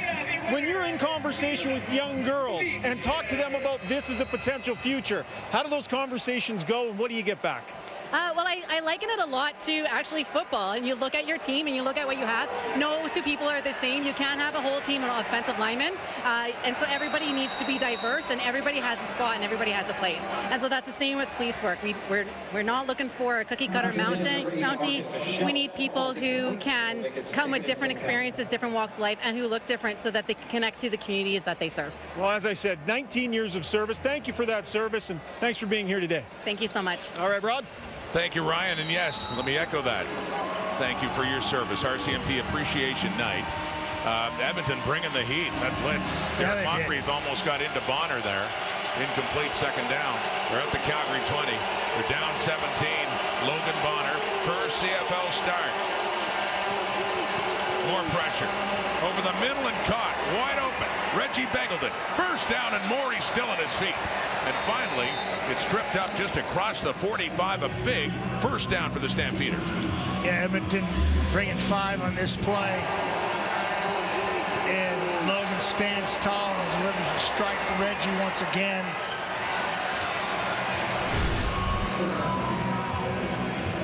Look at her.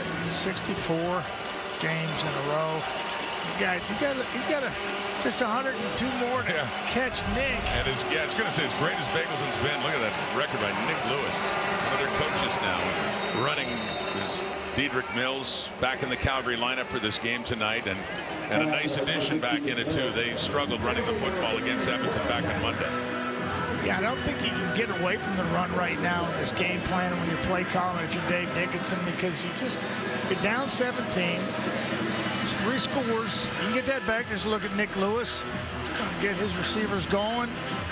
This young quarterback an opportunity and ability to have a clean pocket and deliver the football, which we know he can do. Sometimes you tip the cap to the defense. 2nd and 3 up near midfield. Handing off to Peyton Logan. He finds room. Peyton Logan complementing that running game with Mills out. Logan takes it across midfield and another first down. Calgary's got something going on offense now. Yeah, they do, and certainly have the tools to do it. And you see Eric and Reggie downfield. He's doing his thing. Just get inside, wall him off. 14 yards for Logan Peyton Logan. Down to the 43. Bonner, a draw to Logan. Logan to Logan. And he gets it just inside the 40. So another good pickup for number 20. Normally a special teamer, great returner, but got a lot more time as a running back lately, especially with Mills away. Yeah, Peyton's a dual threat. Just don't see enough of him from that position. You know, he's only got 17 catches for 77 yards out of the backfield. Dave, when he played the game, he lit his running backs up with the football. Logan Bonner Second and 6. He's looking deep. Down to the right for Bangleton. And Cordell Jackson was right there in front of him. He had the position in front of Bangleton. And it falls incomplete. Third down coming up. Yeah, Cordell just feathered off, and that ball was late and not thrown out far enough. And he's right here going to run a corner route. And if you keep your eyes up top here to the halfback, you see him just flying back underneath. Just another great job there. Center field turn to get underneath that throw. DeMarcus Christmas came in and hit Bonner just after he threw the football. I didn't think he got up by his head, but he was grabbing his head. I think he was more upset with himself in the throw. 46-yard try for the ever reliable Rene Paredes. That's another 3 on the board. Calgary still with some work to do, but they do pick up something to show for that drive. 20 quarterback who just saw that drive stall. They settled for 3 after it was underthrown, intended there for Reggie Begelton.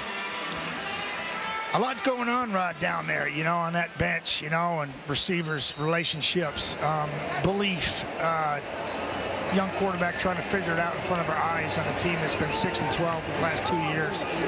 Bethel Thompson swings it out. Javon Lee, hop in his step. He gets it up across the 45.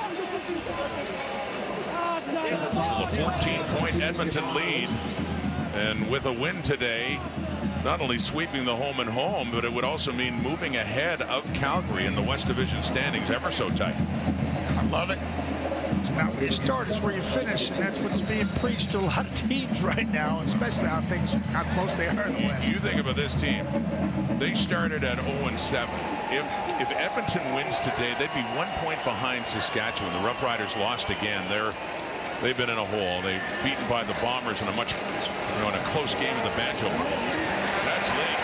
He slips his way through the hole. He gets another first down. He's up there midfield. Yeah, just sweet feet in that hole there. Just like 2 or 3 moves, just kind of redirecting, you know, picking up 6 or 7 yards there and made it look pretty easy in some tight quarters. A great look at it. There's 1, 2, 3, and then he slices and gets in between a couple of defenders and gets another 2 or 3 at the end of the run. That's just great vision and feet. The ball's at the 55, and Javon Leake is 55 yards rushing now. 1st and 10, Edmonton. Oh, nowhere to run. That time it's Kevin Brown, and he's greeted by a committee in red and white, taken down for a loss. Yeah, a little Brett Monson brought a little pressure, a little run blitz, stuffed that run for a loss of 2. Here it comes. Everybody got a gap. Just flying in there. Gunners. Not a chance. I think that's getting up to the line of scrimmage, giving yourself time to check out of that. Had no chance in that play. That was Kyle Daba. Big tackle.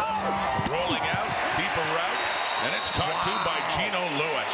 Nice throw and a nice catch by Eugene Lewis, their leading receiver coming into this game. Arm talent displayed by MBT. Gets flushed to his right. Good twist up front. Hicks is in his face. Strong arms it. And the catch radius on the other end, Gino Lewis. On DeMario Houston. 2 vets going at it. Pick up 19 and move the sticks. Beautiful. A happier time for Lewis in Edmonton. After last season, which was such a struggle for the Elks as it was at the start of this year. Back to Brown. Yeah, you talk about 2 guys stepping up to the plate. These are their numbers when they're playing against each other. Bagleton, look at that. That's a career for some people. That's just when he plays Edmonton. And then the other side, Eugene Lewis, he's almost got 40 for a little over 700, a couple TDs. That's both these guys showed out last week over 100 yards in the Labor Day Classic. I'm a quarterback. I got a big old smile on my face when I walk in the huddle. I see 87 and 84. 2 long-standing receiving talents in the Canadian Football League. At it today. Here's Bethel Thompson off to the side. Just just put in a spot where only Lewis could get it. Once again, working on Demario Houston, but they got something going now late in the third quarter. Yeah, talk about arm talent. You know, you got to have it in this league. Understanding that comes with time and playing the game. Logan Bonner's working on that in front of our eyes. McLeod Bethel-Thompson has been money ever since basically coming back from his demotion when Trey Ford got injured.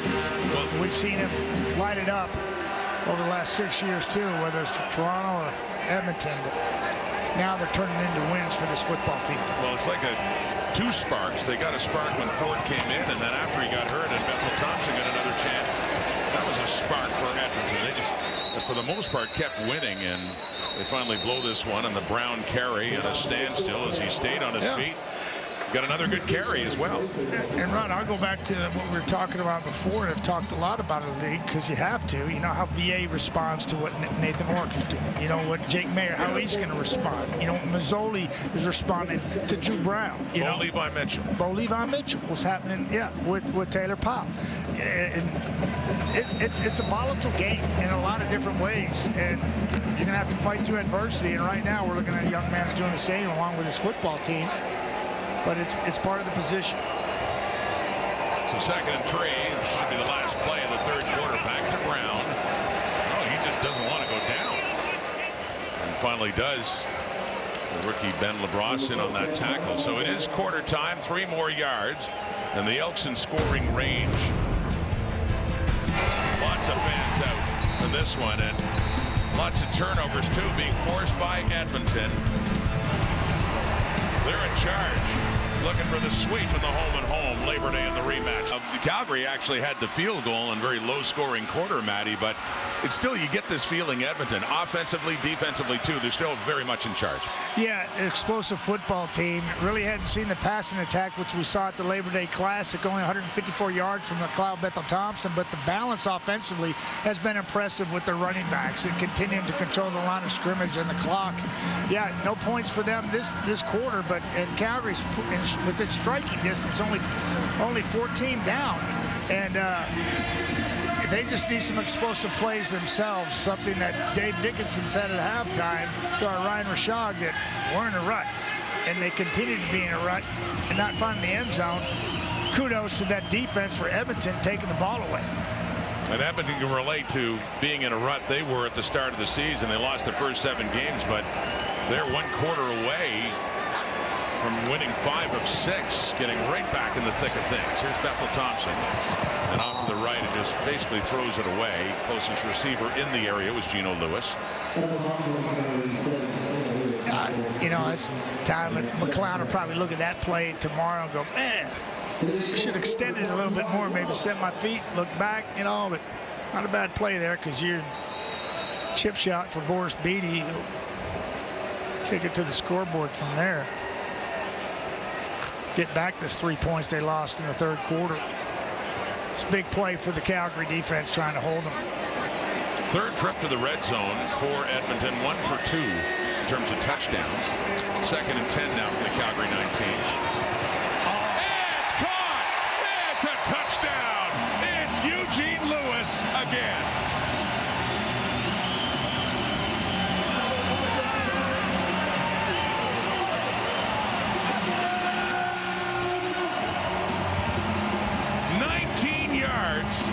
Second straight game, both against Calgary, that Eugene Lewis has found the end zone.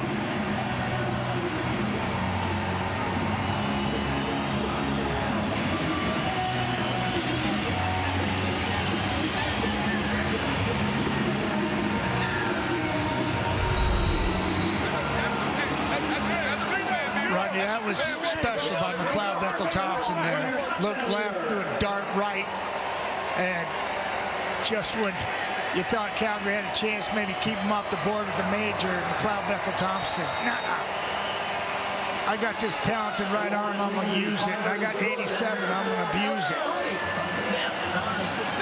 To your point earlier, Calgary would have times when they had some offensive momentum and couldn't cash in or had to settle for a field goal, and with Edmonton. I mean, their offense, they weren't that productive in the third quarter, but here they are to start. Yeah, watch his eyes. You can see McLeod Bethel-Thompson looking this way. That's all he needs to do. Then he hits his third step, and the cannon comes out. Whoo-wee, what a route. Nice route, Eugene, on the Mario. And that's two veterans going at it. And Eugene Lewis winning that battle all day. That's how it's done right there. 10 plays, 70 yards, and 420. And it is now a 30-9, a 21-point lead for Edmonton, taking charge in this game. Okay, Eugene. Okay. I could see Milt doing that in the studio. They were talking about touchdown celebrations last night, so we'll have to get Milton's assessment of Eugene Lewis. Right. Well, Milt was in the end zone more than any receiver in the history of the Canadian Football League, so he's got a few dances. He'd be qualified to talk about it. That's right. Yeah, absolutely. Look at McLeod. That tablet is so critical. You can see things right away and put it in your brain, erase it, figure it out. You know who you talking to? It's Mr. G. I told you. You better bet on me in the lottery. Yeah, you better go, son. Bet on him in the lottery. Calgary ball in a deeper hole now by 21 points. Here's Cam Eccles. He turns the corner. He's got a good return up near midfield. That's that track speed coming out right there. Ran the 200 in a 4x1. Ran track at TCU, Texas Christian University. Before he transferred to West Kentucky, played wide receiver. You can see a little bit of it there, you know. Nice stride, press it, bounce it. And he's out leveraging people here. High knees. That's impressive. 40-yard return up to the Calgary 47, but now Logan Bonner and the offense coming on, and they got to do something with it.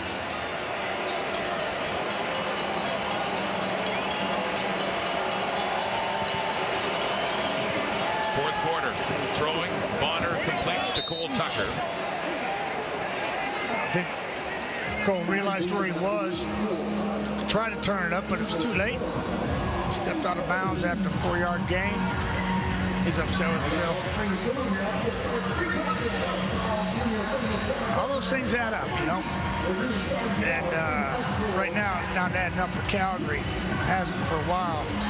Still looking for that spark.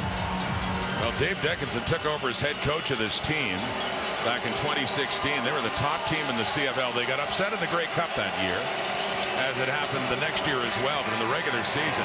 Oh, what a catch. Nicely done. Down to the 50 and a first down. That's Tucker again. Went up high and snagged that one. Right up for that. Yeah, and he's right here. He's going to motion down a little bit, sit right in that hole, kick back out. Logan Bonner, don't think that was an errant throw. He was bringing him there because he saw pressure coming from the corner outside in. He threw him open. Down to the Edmonton 50. Handing off. Diedrich Mills, nothing there. We saw Calgary's linebackers a couple series back double up with the tackle there. And we saw Edmonton get 2 on the ball carrier as soon as he hit the line of scrimmage. Derek Moncrief in there with the rookie Joel DeBlanco as well, teaming up here on Mills. Boink. It's just like...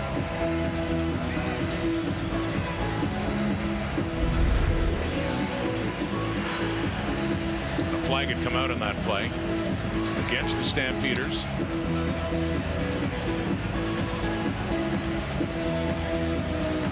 Still a discussion by the officials right at midfield. Hearing it's against Cam Eccles. Wow.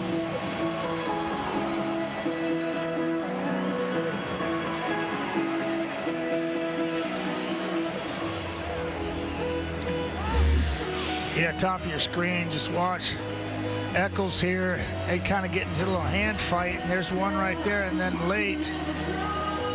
And then there comes, I think that's what the penalty is. So they're still trying to figure it out, but we believe that's the infraction. We have a 15-yard misconduct penalty against Calgary, number 17. It'll be 15 yards at the end of the play, second down. Yeah. There's our Well, again, just when they have a little bit of offensive momentum too, right? Yeah, and again, is that on the young quarterback? No. No. You know, a lot of things happen out there. Little subtleties, you know, the game. And you can see where the team's not hitting on all cylinders, whether it's discipline or assignment or... Well, pick up the crowd here at Commonwealth in a 2nd and 24. Bonner looking left, and it's caught too. Philpott. He has it down at around the 42, and not a first down, but much, much closer, only a couple of yards away after a 22-yard pickup. Yeah, that's a lot closer than I thought it was going to be. And see the arm talent there, slides to his left, just giving the a little more vision, a throwing lane. You see it there, and throws a dart right in the hole. And I think any quarterback would like that. Drop 8 or 9, only rush 4. I'm good. It's a 3rd and 2, down 3 touchdowns, 4th quarter, and yes, they're going for it. Bonner faking to Logan, throws it, completes it, first down. The reliable Reggie Beggleton has that catch. That's not an easy throw. You're running out of options. You got a small window that's closing fast inside, and you know trouble comes from the inside out that you can't see. And here's Logan as he pushes to his right. The flow of the linebackers are coming, and he finds that little window. Beggleton sees it. Boy, that's a risky throw because you can't see what's coming from inside out.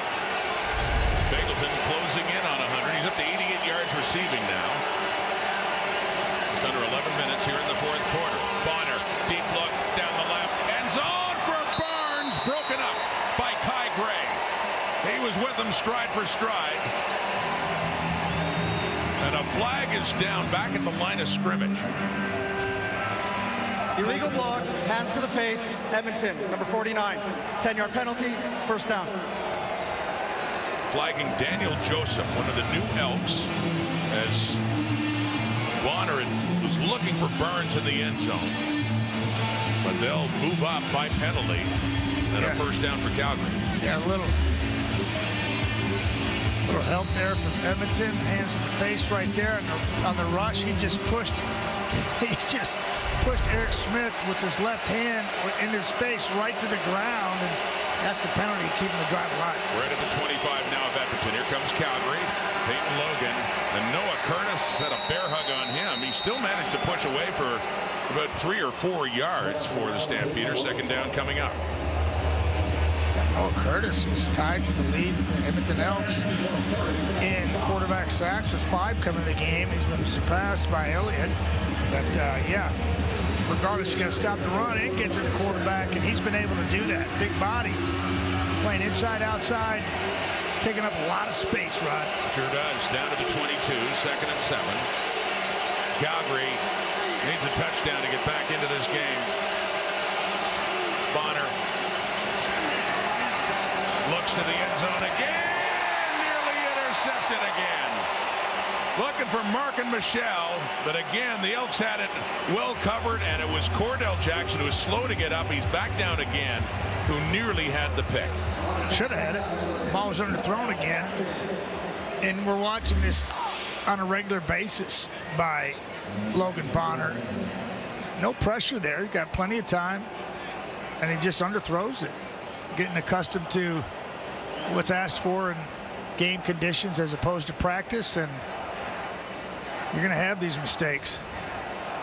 And understandably, we're not seeing Rene Paredes here. It's 3-down football. It's a much longer 3rd down coming up, but they're going to be going for it. And Eccles wide open too on the play, and I think he made up his mind and got off of number 17, who's made some plays for him today. Cordell Jackson, who has 3 interceptions this season, nearly had his 4th. He is still down. We'll take a break if he goes. Losing to the Red Blacks in Ottawa today, and the BC Lions coming off a huge win. They've won back-to-back games now, and they'll be back home at BC Place for that. Red Blacks, another big East Division matchup against Hamilton. Played them once before, won in a walk-off from the Alouettes and the Stampeders. Calgary finishing up here in Montreal, losing for just the 2nd time this season last night. There's Cordell Jackson, Matty, who fell awkwardly trying to intercept that ball in the end zone and is now able to walk it off. Yeah, that's looking promising. Looked like it was his ankle he had a problem with. But a change in the secondary for the Elks and a third down gamble. Down 3 touchdowns. Logan Bonner and the Stampeders. Here we go. 4-man rush. Throwing. Intercepted. It's picked off. Nick Anderson got his second interception of the game. And it is a turnover. Another one committed by Calgary. And the 4th interception thrown by young Logan Bonner. Edmonton football, deep interception. This is a case, Matty, where no interception for Edmonton turns out to be a good thing for field position. We thought Nick Anderson had it on this 3rd down play. Yeah, take a look at it. I thought he had his hands underneath that, but somehow the man center said no. But we'll take another look at it. Let's see. Yeah, part of the ball just kind of touched the ground. However, it turned out better for him. It does turn out better because they go back to the original line of scrimmage. It's a turnover on down, so they're further up. There's Justin Rankin. He's getting his chance. He's making the most of it. Pushed out of bounds by Julian Hauser. First touch for Rankin, as mentioned, had a 3-touchdown performance a few weeks ago in Hamilton. Yeah, and he bounces this one outside. Waco's controlling Hauser, playing games with him, and he's got him all locked up. And Rankin says he'll take the outside. That's just 18 quick ones right there with fresh legs. Leak, Brown, Rankin. This is what good teams do. Control the line of scrimmage late, just make it like it. Leak is 55 yards, Brown is 67 and 1 carry, 18, and adding to it now is Rankin. Getting some 4th quarter touches. Hungry for some action here as he gets it up near another Edmonton first down. Had played in 52 minutes, and defense for Calgary's kind of getting long in the tooth. They're tired, sweating, running out of juice, and then they roll that at you, and it's like, oh, man. This is getting tough. They're going to suck it up here defensively. Trying to get a turnover. Dressing 3 running backs. And in Leak and in Brown, it's unconventional, but they got a power running game. They want to get all 3. Imagine this is a time where running the football for Edmonton, of course, is very beneficial. Run down that clock, although they're throwing here. It's caught again. Eugene Lewis. They set it up with some big runs. MBT goes deep to 87 again. Right, I got chills in my body right now. I got goosebumps. And I can watch this all day. Got a talent like that throwing the money. Chino's having a field day. Double move. In stride. DeMar Houston is a great cover corner, but having a really long day with 87 going to work. And MBT finding them all over the yard. 46-yard pickup. Another big play to Gino Lewis, who has 6 catches for 97 yards and a touchdown. Elks have really taken charge. Back to the ground. Javon Leak down to the 10. Brandon Dozier tackling him. A flag comes out. You talked about their balance on offense, too. When they can... Holding Edmonton, number 19, 10-yard penalty, remains first down. Curley getting his flag for that, but when they can pound the football on the ground and then set up play action fake and great receiver set from McLeod Bethel-Thompson. I just love the receiving corps. And then you talk about the 3 running backs and the massive offensive line and the depth to quarterback right now and the belief from both those guys. And the defense is now kicking into gear. You got young guys stepping up off the edge, 3 linebackers that are as good in the business as it gets. And it's coming together for the Elks. Kevin Brown's a running back now. Rankin is there, and he tried to get it to him. Rankin out of the backfield. Bethel-Thompson was being hit, and that falls incomplete.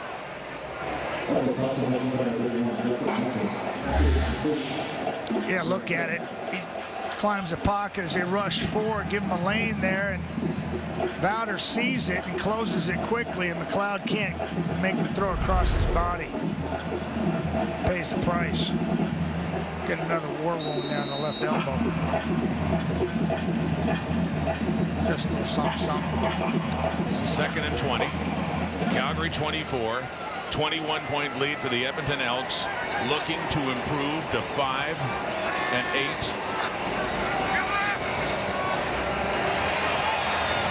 Intercepted, Mike Rose. He could go. He will go. Big Mike Rose. Big fella taking it home for the Calgary Stampeders. And a touchdown. And McLeod Bethel Thompson is down.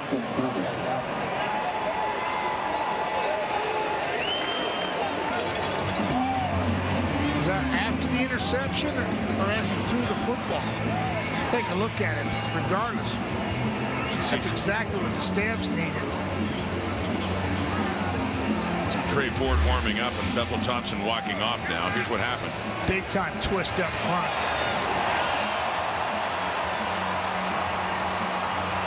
Mike Rose. That's as long as he's run. He came in his career. Not counting on sprinting down the field. An 84-yard return. Oh, There's yes, Mike Alway coming in. And then what happened? Sprinting down afterwards. And this. His stomach. Yeah, it's an abdominal area. As he goes down, as Rose took it in. Wind knocked out of him, you know, and that hit, and then he's running, and the adrenaline's flowing. And he's waiting a minute. I can't breathe. So you see Trey Ford on the left. Bethel Thompson and Edmonton will, of course, on the pick six, be getting the ball back soon. But Mike Rose, that used to getting those quarterback sacks, one of the top defensive tackles in the league. And that's a prize he might not have otherwise expected. He intercepted that ball right there. Sweet hands. Take it 41. Calgary needed a touchdown. They got one. They still have a lot of work to do. Just under 6 minutes to go here in the fourth quarter at Commonwealth. 6 that he threw to Mike Rose. You saw him pulling up with looked like abdominal pain, Matty, after he took this hit here from Mike Alway. That's right in the middle section there, and solar plex, and then here I think he just runs out of gas. I think the wind was knocked out of him, and then adrenaline, I got to go after this, and he says no. But then you've got a Trey Ford on the sidelines warming up, hadn't played in weeks, fresh legs, runs a 4-4 against a tired defense. So you're thinking just for the sake of giving MBT a rest, why not make the switches? Roll him out there and call the game accordingly. Onside kick, and didn't go 10 yards. It was close. It would be Calgary ball. Touched. Now flag is out with Justin McInnes. And it was not far enough when it was touched. It was knocked out by a Stampeder, but got to go the 10. Yeah, I don't know. You know, I just looking at special teams, and you got to be expecting that. I'm not sure that was the case. It was pretty close there.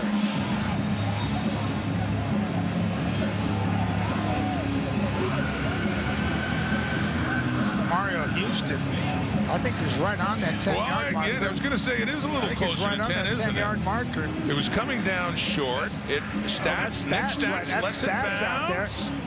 He's in. He tried.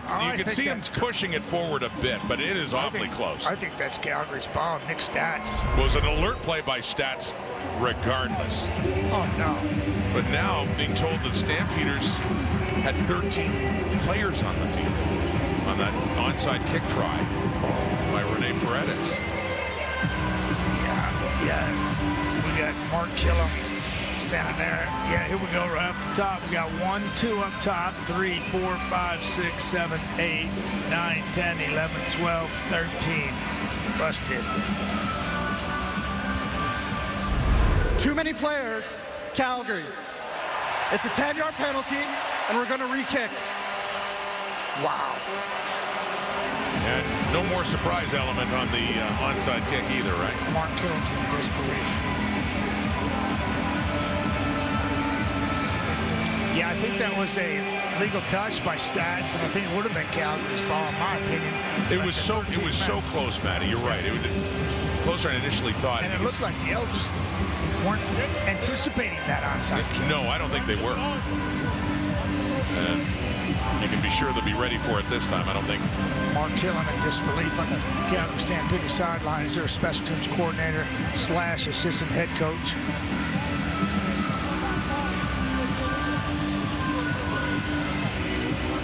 How many of those do you have, Mark Killen? Just under 6 minutes to go. It is a 2-possession game, although 14 points. But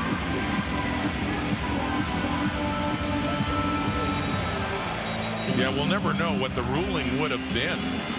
That's a big time chewing going on there by Mark Killen.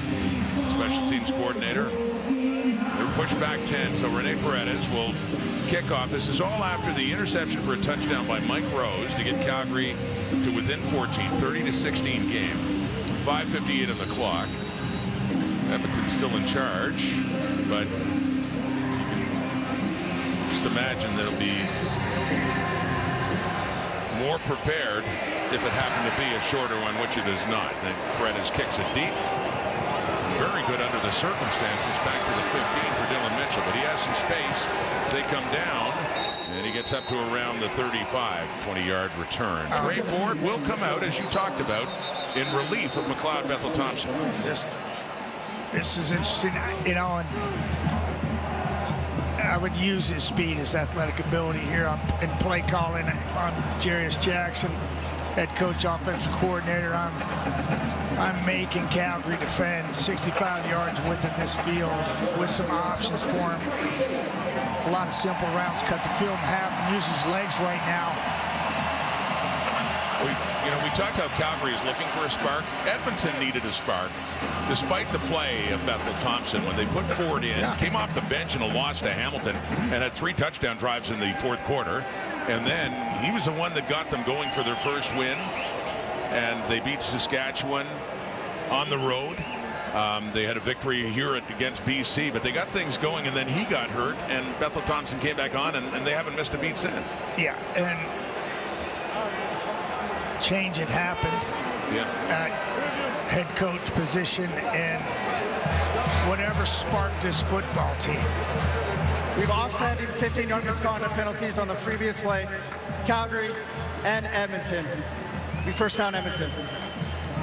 It's been something to behold and to watch this football team come to life and starting to feel like the team that people thought they could be actually come to fruition. With 2 quarterbacks, they can get the job done. That's going across the league right now. Yeah. It's just, it's a good situation for the CFL. Here's Trey Ford. Back in again and handing off. And a good carry by Kevin Brown, protecting that football. 2 hands on it. Kobe Williams knocks it out, but another first down on the ground for Edmonton.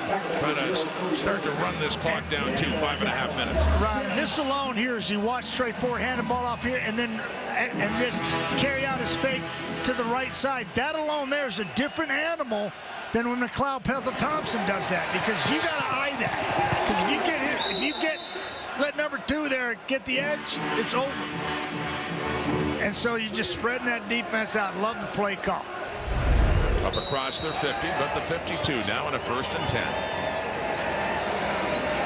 30-16, 5.5 minutes to go. Little wishbone here. Look at that. 3 backs in the backfield. Big offensive lineman. There he goes. Takes the handoff and goes the other way. Ford, he's pulled out of bounds. Yeah, just stretch him. And, those holes are going to be bigger inside.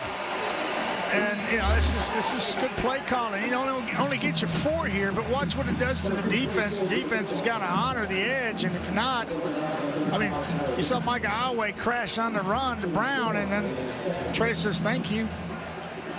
Now you put a combination pattern, a little simple pattern out front, give him a run pass option, and you're in good shape. Go to work, wear them out. They're already tired. So Kevin Brown stays in the backfield alongside Trey Ford. 4-1 formation, Rod, which we saw Logan Bonner deal with early. Throws it back, and he tends it for Gino Lewis. A little bit high. It goes incomplete. So 3rd and 6, and the punting unit will come on. Well, you can't handcuff him. You know, he needed to make that throw. Simple slant route and just missed it. Understandable when you hadn't played in weeks. Well, it was around this time of the game on Labor Day Monday when Peyton Logan took one back all the way to get it close within a score. They could certainly use that again. Low snap again for Julian, who does scoop it up. Wasn't feeling much pressure and was able to get rid of it and get another nice punt. This time not so much for the distance, but for a little further up. Oh, that's really close. Oh, no. That's now they're marking it at 11.5, Rod. Okay, just not quite inside the 10. Toronto Argonauts lost today badly in Ottawa. That was all Red Black. BC with a big win in Montreal last night. The Lions at 7-6. And those two teams meet. That's Friday Night Football coming up next Friday, 9:30 Eastern Time.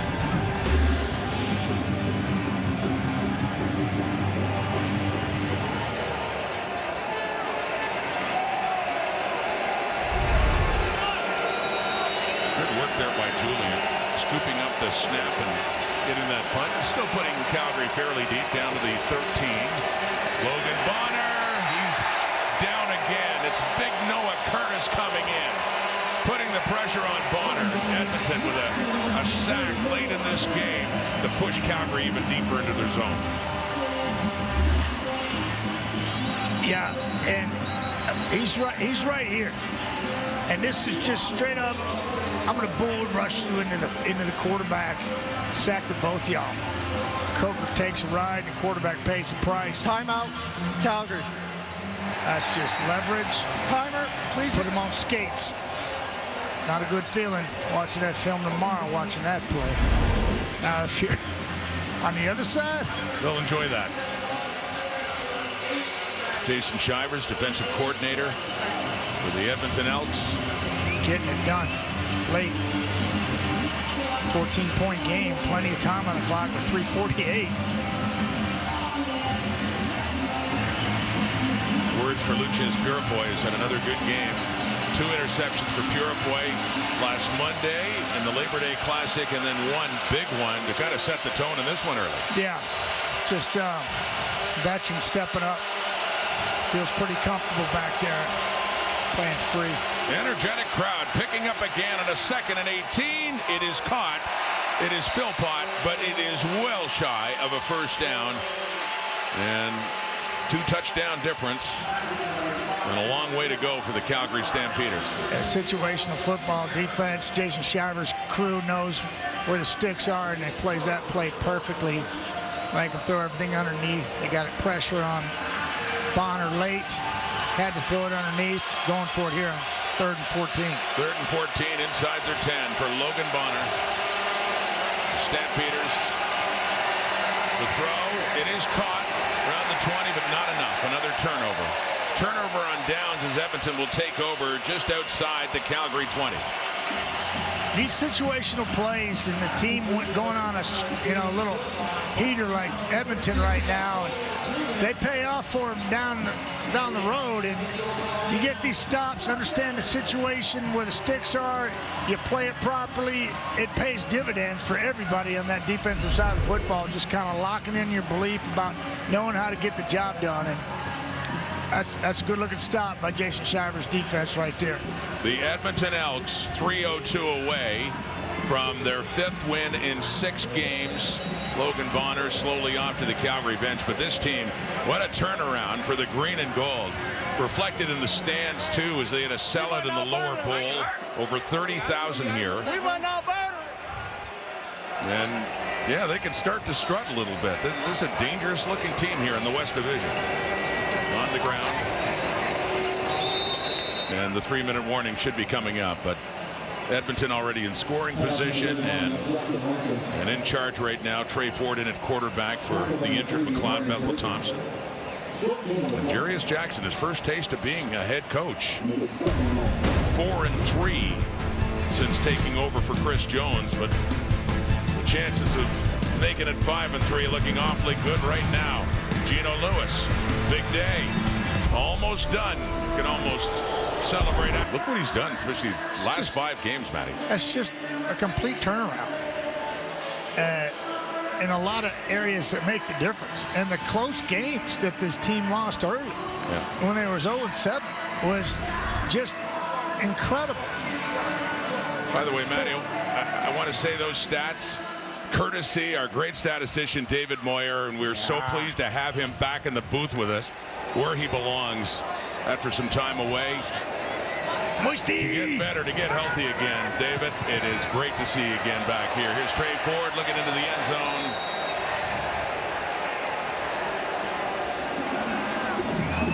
What else has Dave Moyer got going for us here? The close losses. We talk about it, and it appears it's magic.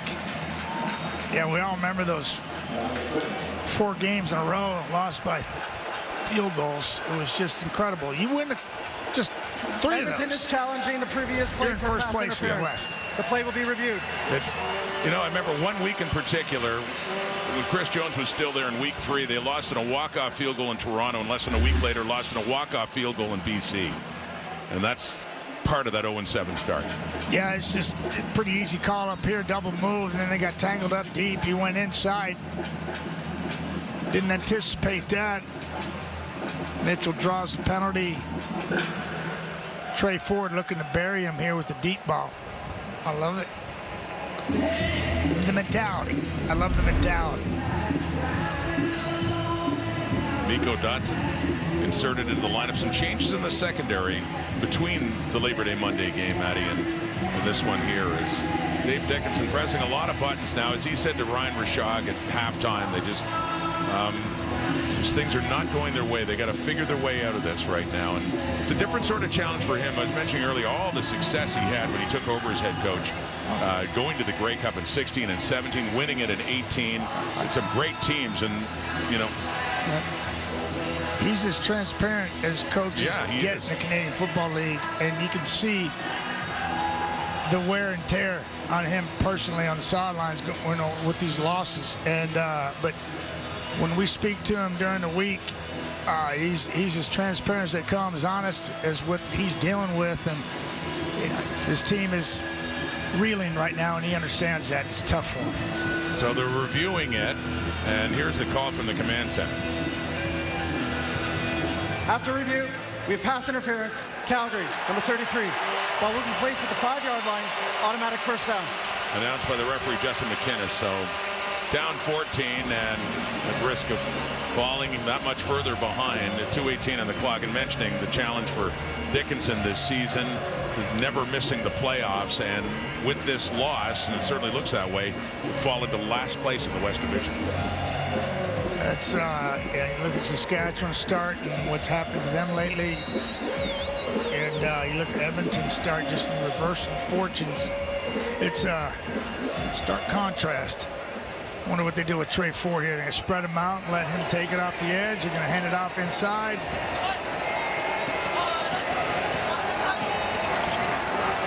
Handing off. Rankin. He gets his touchdown. Didn't get a touch until the fourth quarter. Fresh legs. Fresh legs, a fresh face into the end zone.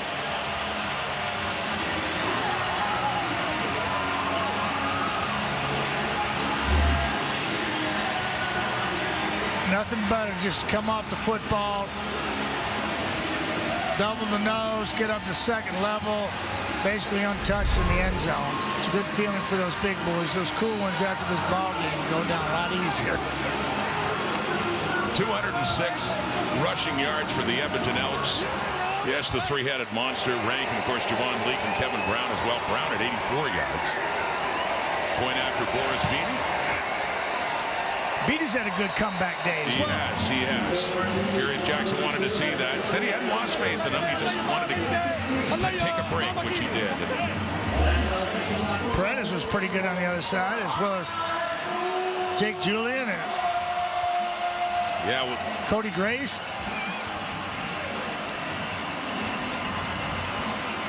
Look at Rankin again. That's just That's run with easy some right power. there. Easy For the pickings. game in Hamilton a few weeks ago, and he was running hard. He got a lot of touches that game and ended up with 3 touchdowns against a nice lift there. Boyko. But you talk Nice about just all aspects of it.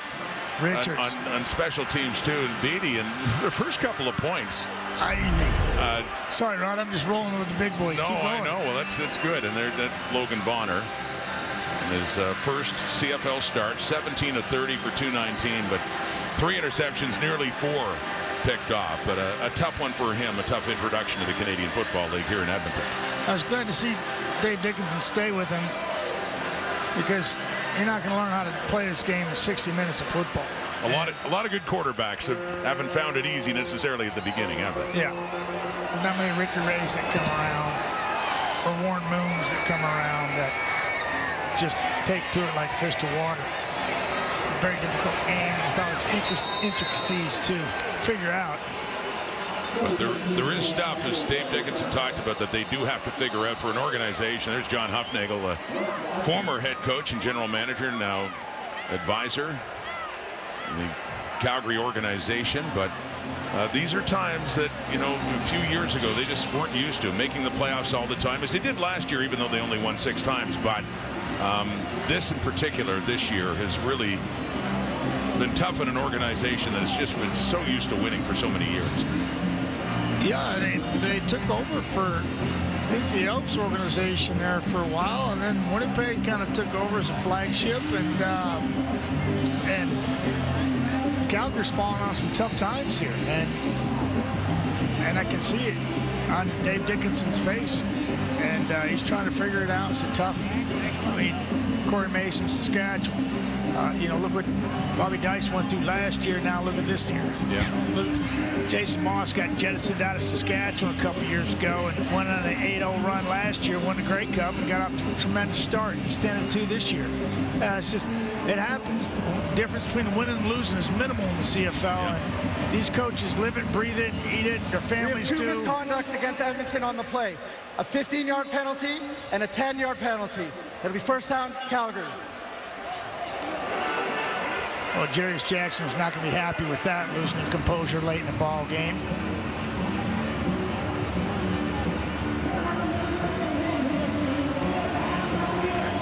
What jersey number? Wants to know who.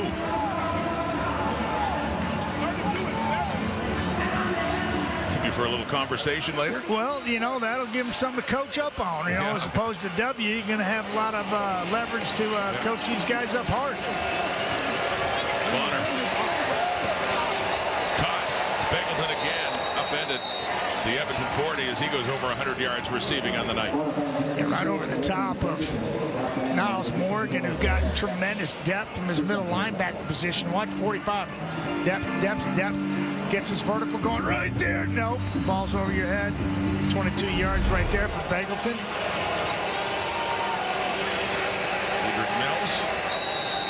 Marcus Christmas tries to strip it out. Mills, 64 yards rushing in his first game back in well over a month.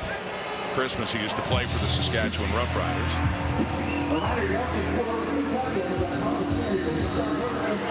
One of the many changes they've made up front as well in this defense. But everything seems to be clicking right now for the Edmonton Elks. Oh, intercepted. Fitting for Edmonton's defense at the end of this game. And it's Devondrick Bynum, who had 2 picks last week.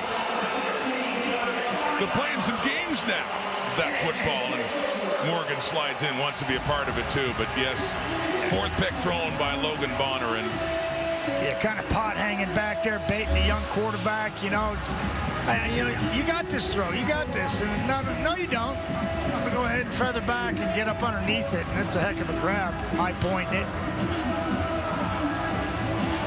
Yeah, just pretty clean pocket, just didn't get enough on it again. We've seen that a number of times, and it's not because of arm strength, it's just because he hadn't seen it, and timing's not there. It's not 53 1/3 like it is in the States. It's 65 yards wide, and makes a difference. He knows that. Talk to him about that. 1:41 in the clock. Edmonton 23. Trey Ford still at quarterback. And they keep running the football, pounding it with Kevin Brown, and a good pickup on first down. When Trey Ford hands the ball off like that and just goes straight back, I don't think it does anything for the offense, the offensive linemen, and leverage for defenders. I think he needs to continue to push it hard and carry out his fakes, whether he's booting or not. I just think it's important for him to do that to get in a good habit, because good things will happen for him with his skill set if he does that. There he is. Bynum enjoying that one. Roderick Bynum. Not so much on the other side, Rod. No. Been a long time, 20 years since Calgary was swept in the home-and-home, first Labor Day and then this Commonwealth rematch. Kevin Brown barely breaks free, and he gets a first down, too. Or close to it, excuse me. He might still be about a yard or two shy. Yeah, he is. Good second effort. So that'll bring Jake Julian on again to punt it away. Mentioning Julian, who actually scored the first 2 points of this game for Edmonton on punt singles. Yeah. And talk about great punters, the Edmonton Elks over the years. I'm wondering, is this leg, as long as, remember the great Hank Olisic, old teammate of yours? I do. Way back, he was a 17-year-old, got his start with Edmonton. Yeah, out of St. 17 Joseph. he was kicking for the team. And boy, could he boom it. Hank Olisic had a leg. And a happy 65th birthday for Henry Hank Olisic. And Dave Cutler gave him his first square toe shoe, so he can figure that out. But this Jake Julian has been some punter as well, and bobbled a bit by Logan. The flag is out to no yards, and 39 seconds now for Jarius Jackson. He's going to win another. This is 5 in 6 games after an 0-2 start as the interim head coach taking over from Chris Jones. And look at Edmonton in the standings. First of all, look how tight things are. Still, in the second half of the season, it's a 6-point difference, with Winnipeg winning today, with BC winning last night. Saskatchewan, they started at 5-1, and they've got some things to figure out. Saskatchewan and Calgary trending down, but look at the Elks now, just 4 points behind the top teams in the West Division. Yeah. Yeah, it's, I think BC was up there with the top-notch teams at the beginning of the year, and they've clawed back into it with the arrival of Nathan Rourke and how that team's responded. Now he's gotten back on that horse and is riding once again. And it really, after it's caught by Beggleton up near midfield, really makes it interesting, Matty. The next couple of games for the Elks. They have the bye next week. Yeah. Then their next 2 games are against the Winnipeg Blue Bombers. They have not faced them yet this season. Yeah, that's some smash mouth football in our future. Collectively, those 2 teams started 0-11. 0-4 for Winnipeg, 0-7 for Edmonton. And they both have turned it around so much. Mills, the ball carrier there, but the way Edmonton is trending right now, it's like you don't even look at them necessarily where they are in the standings, but 5 wins in 6 games. This is one hot football team. Yeah, and you hear players, coaches say, trust the process. We're close. And this is what they're talking about. You break through on the other side, and good things happen, and you get on a heater, and you're right back in the race. Cedric Mills keeping his feet, getting down close. But 8 seconds on the clock. But again, Calgary has work to do. That part is obvious. But I mean, you can't help but be impressed with the way the Edmonton Elks are looking right now. Yeah, Noah Curtis had a big time to do in what happened today and the outcome. What a wonderful time. Yeah, this football team's they're talented. They got championship caliber players on this team. Jarius Jackson, tip of the cap to you for turning it around. Jonesy for getting most of these players out here, but Jarius give him a chance to breathe a little bit and Timer, please. Find themselves. Put 8 seconds on. It's fun to watch. Now, on the other side in Calgary, it's like in Saskatchewan, a few other clubs, it's tough sledding. It's the yin and the yang of pro football. Well, that's the one, I guess you can't call it a silver lining, but the one thing Calgary and Saskatchewan can look at right now, despite how badly things are going, Jake Mayer was benched for this game tonight. Despite how badly it's going, though, they're still not far removed. You saw the standings. They do have 8 points in it, and right now the West Division is so tight, they can just get the things turned around. They can get right back in it again. Who are you starting next week? There's your question. Logan Bonner Goes the distance in this one. That's another pick. Looks to the end zone in a crowd. It's intercepted. That's the 5th interception by the Edmonton Elks. And Bynum, back-to-back games, he has 2. 4 interceptions in 2 games. The Edmonton Elks can start to officially celebrate. This game is final. It ends up being dominated by the Edmonton Elks, who sweep the back-to-back Labor Day and the rematch. And a nice sight there. McLeod Bethel-Thompson, words of encouragement for Logan Bonner in his first CFL start. The Elks came out, a slow start, but that interception really kind of turned things around, set the momentum Edmonton's way. They had some big plays, Hershey Mayala, Gino Lewis as well. And that one, Tevin Jones, with such a big day receiving last time. That time it was a carry for a touchdown. Thanks for watching Super Saturday in this triple header. SportsCenter's next with Laura Dyken and Jermaine Franklin.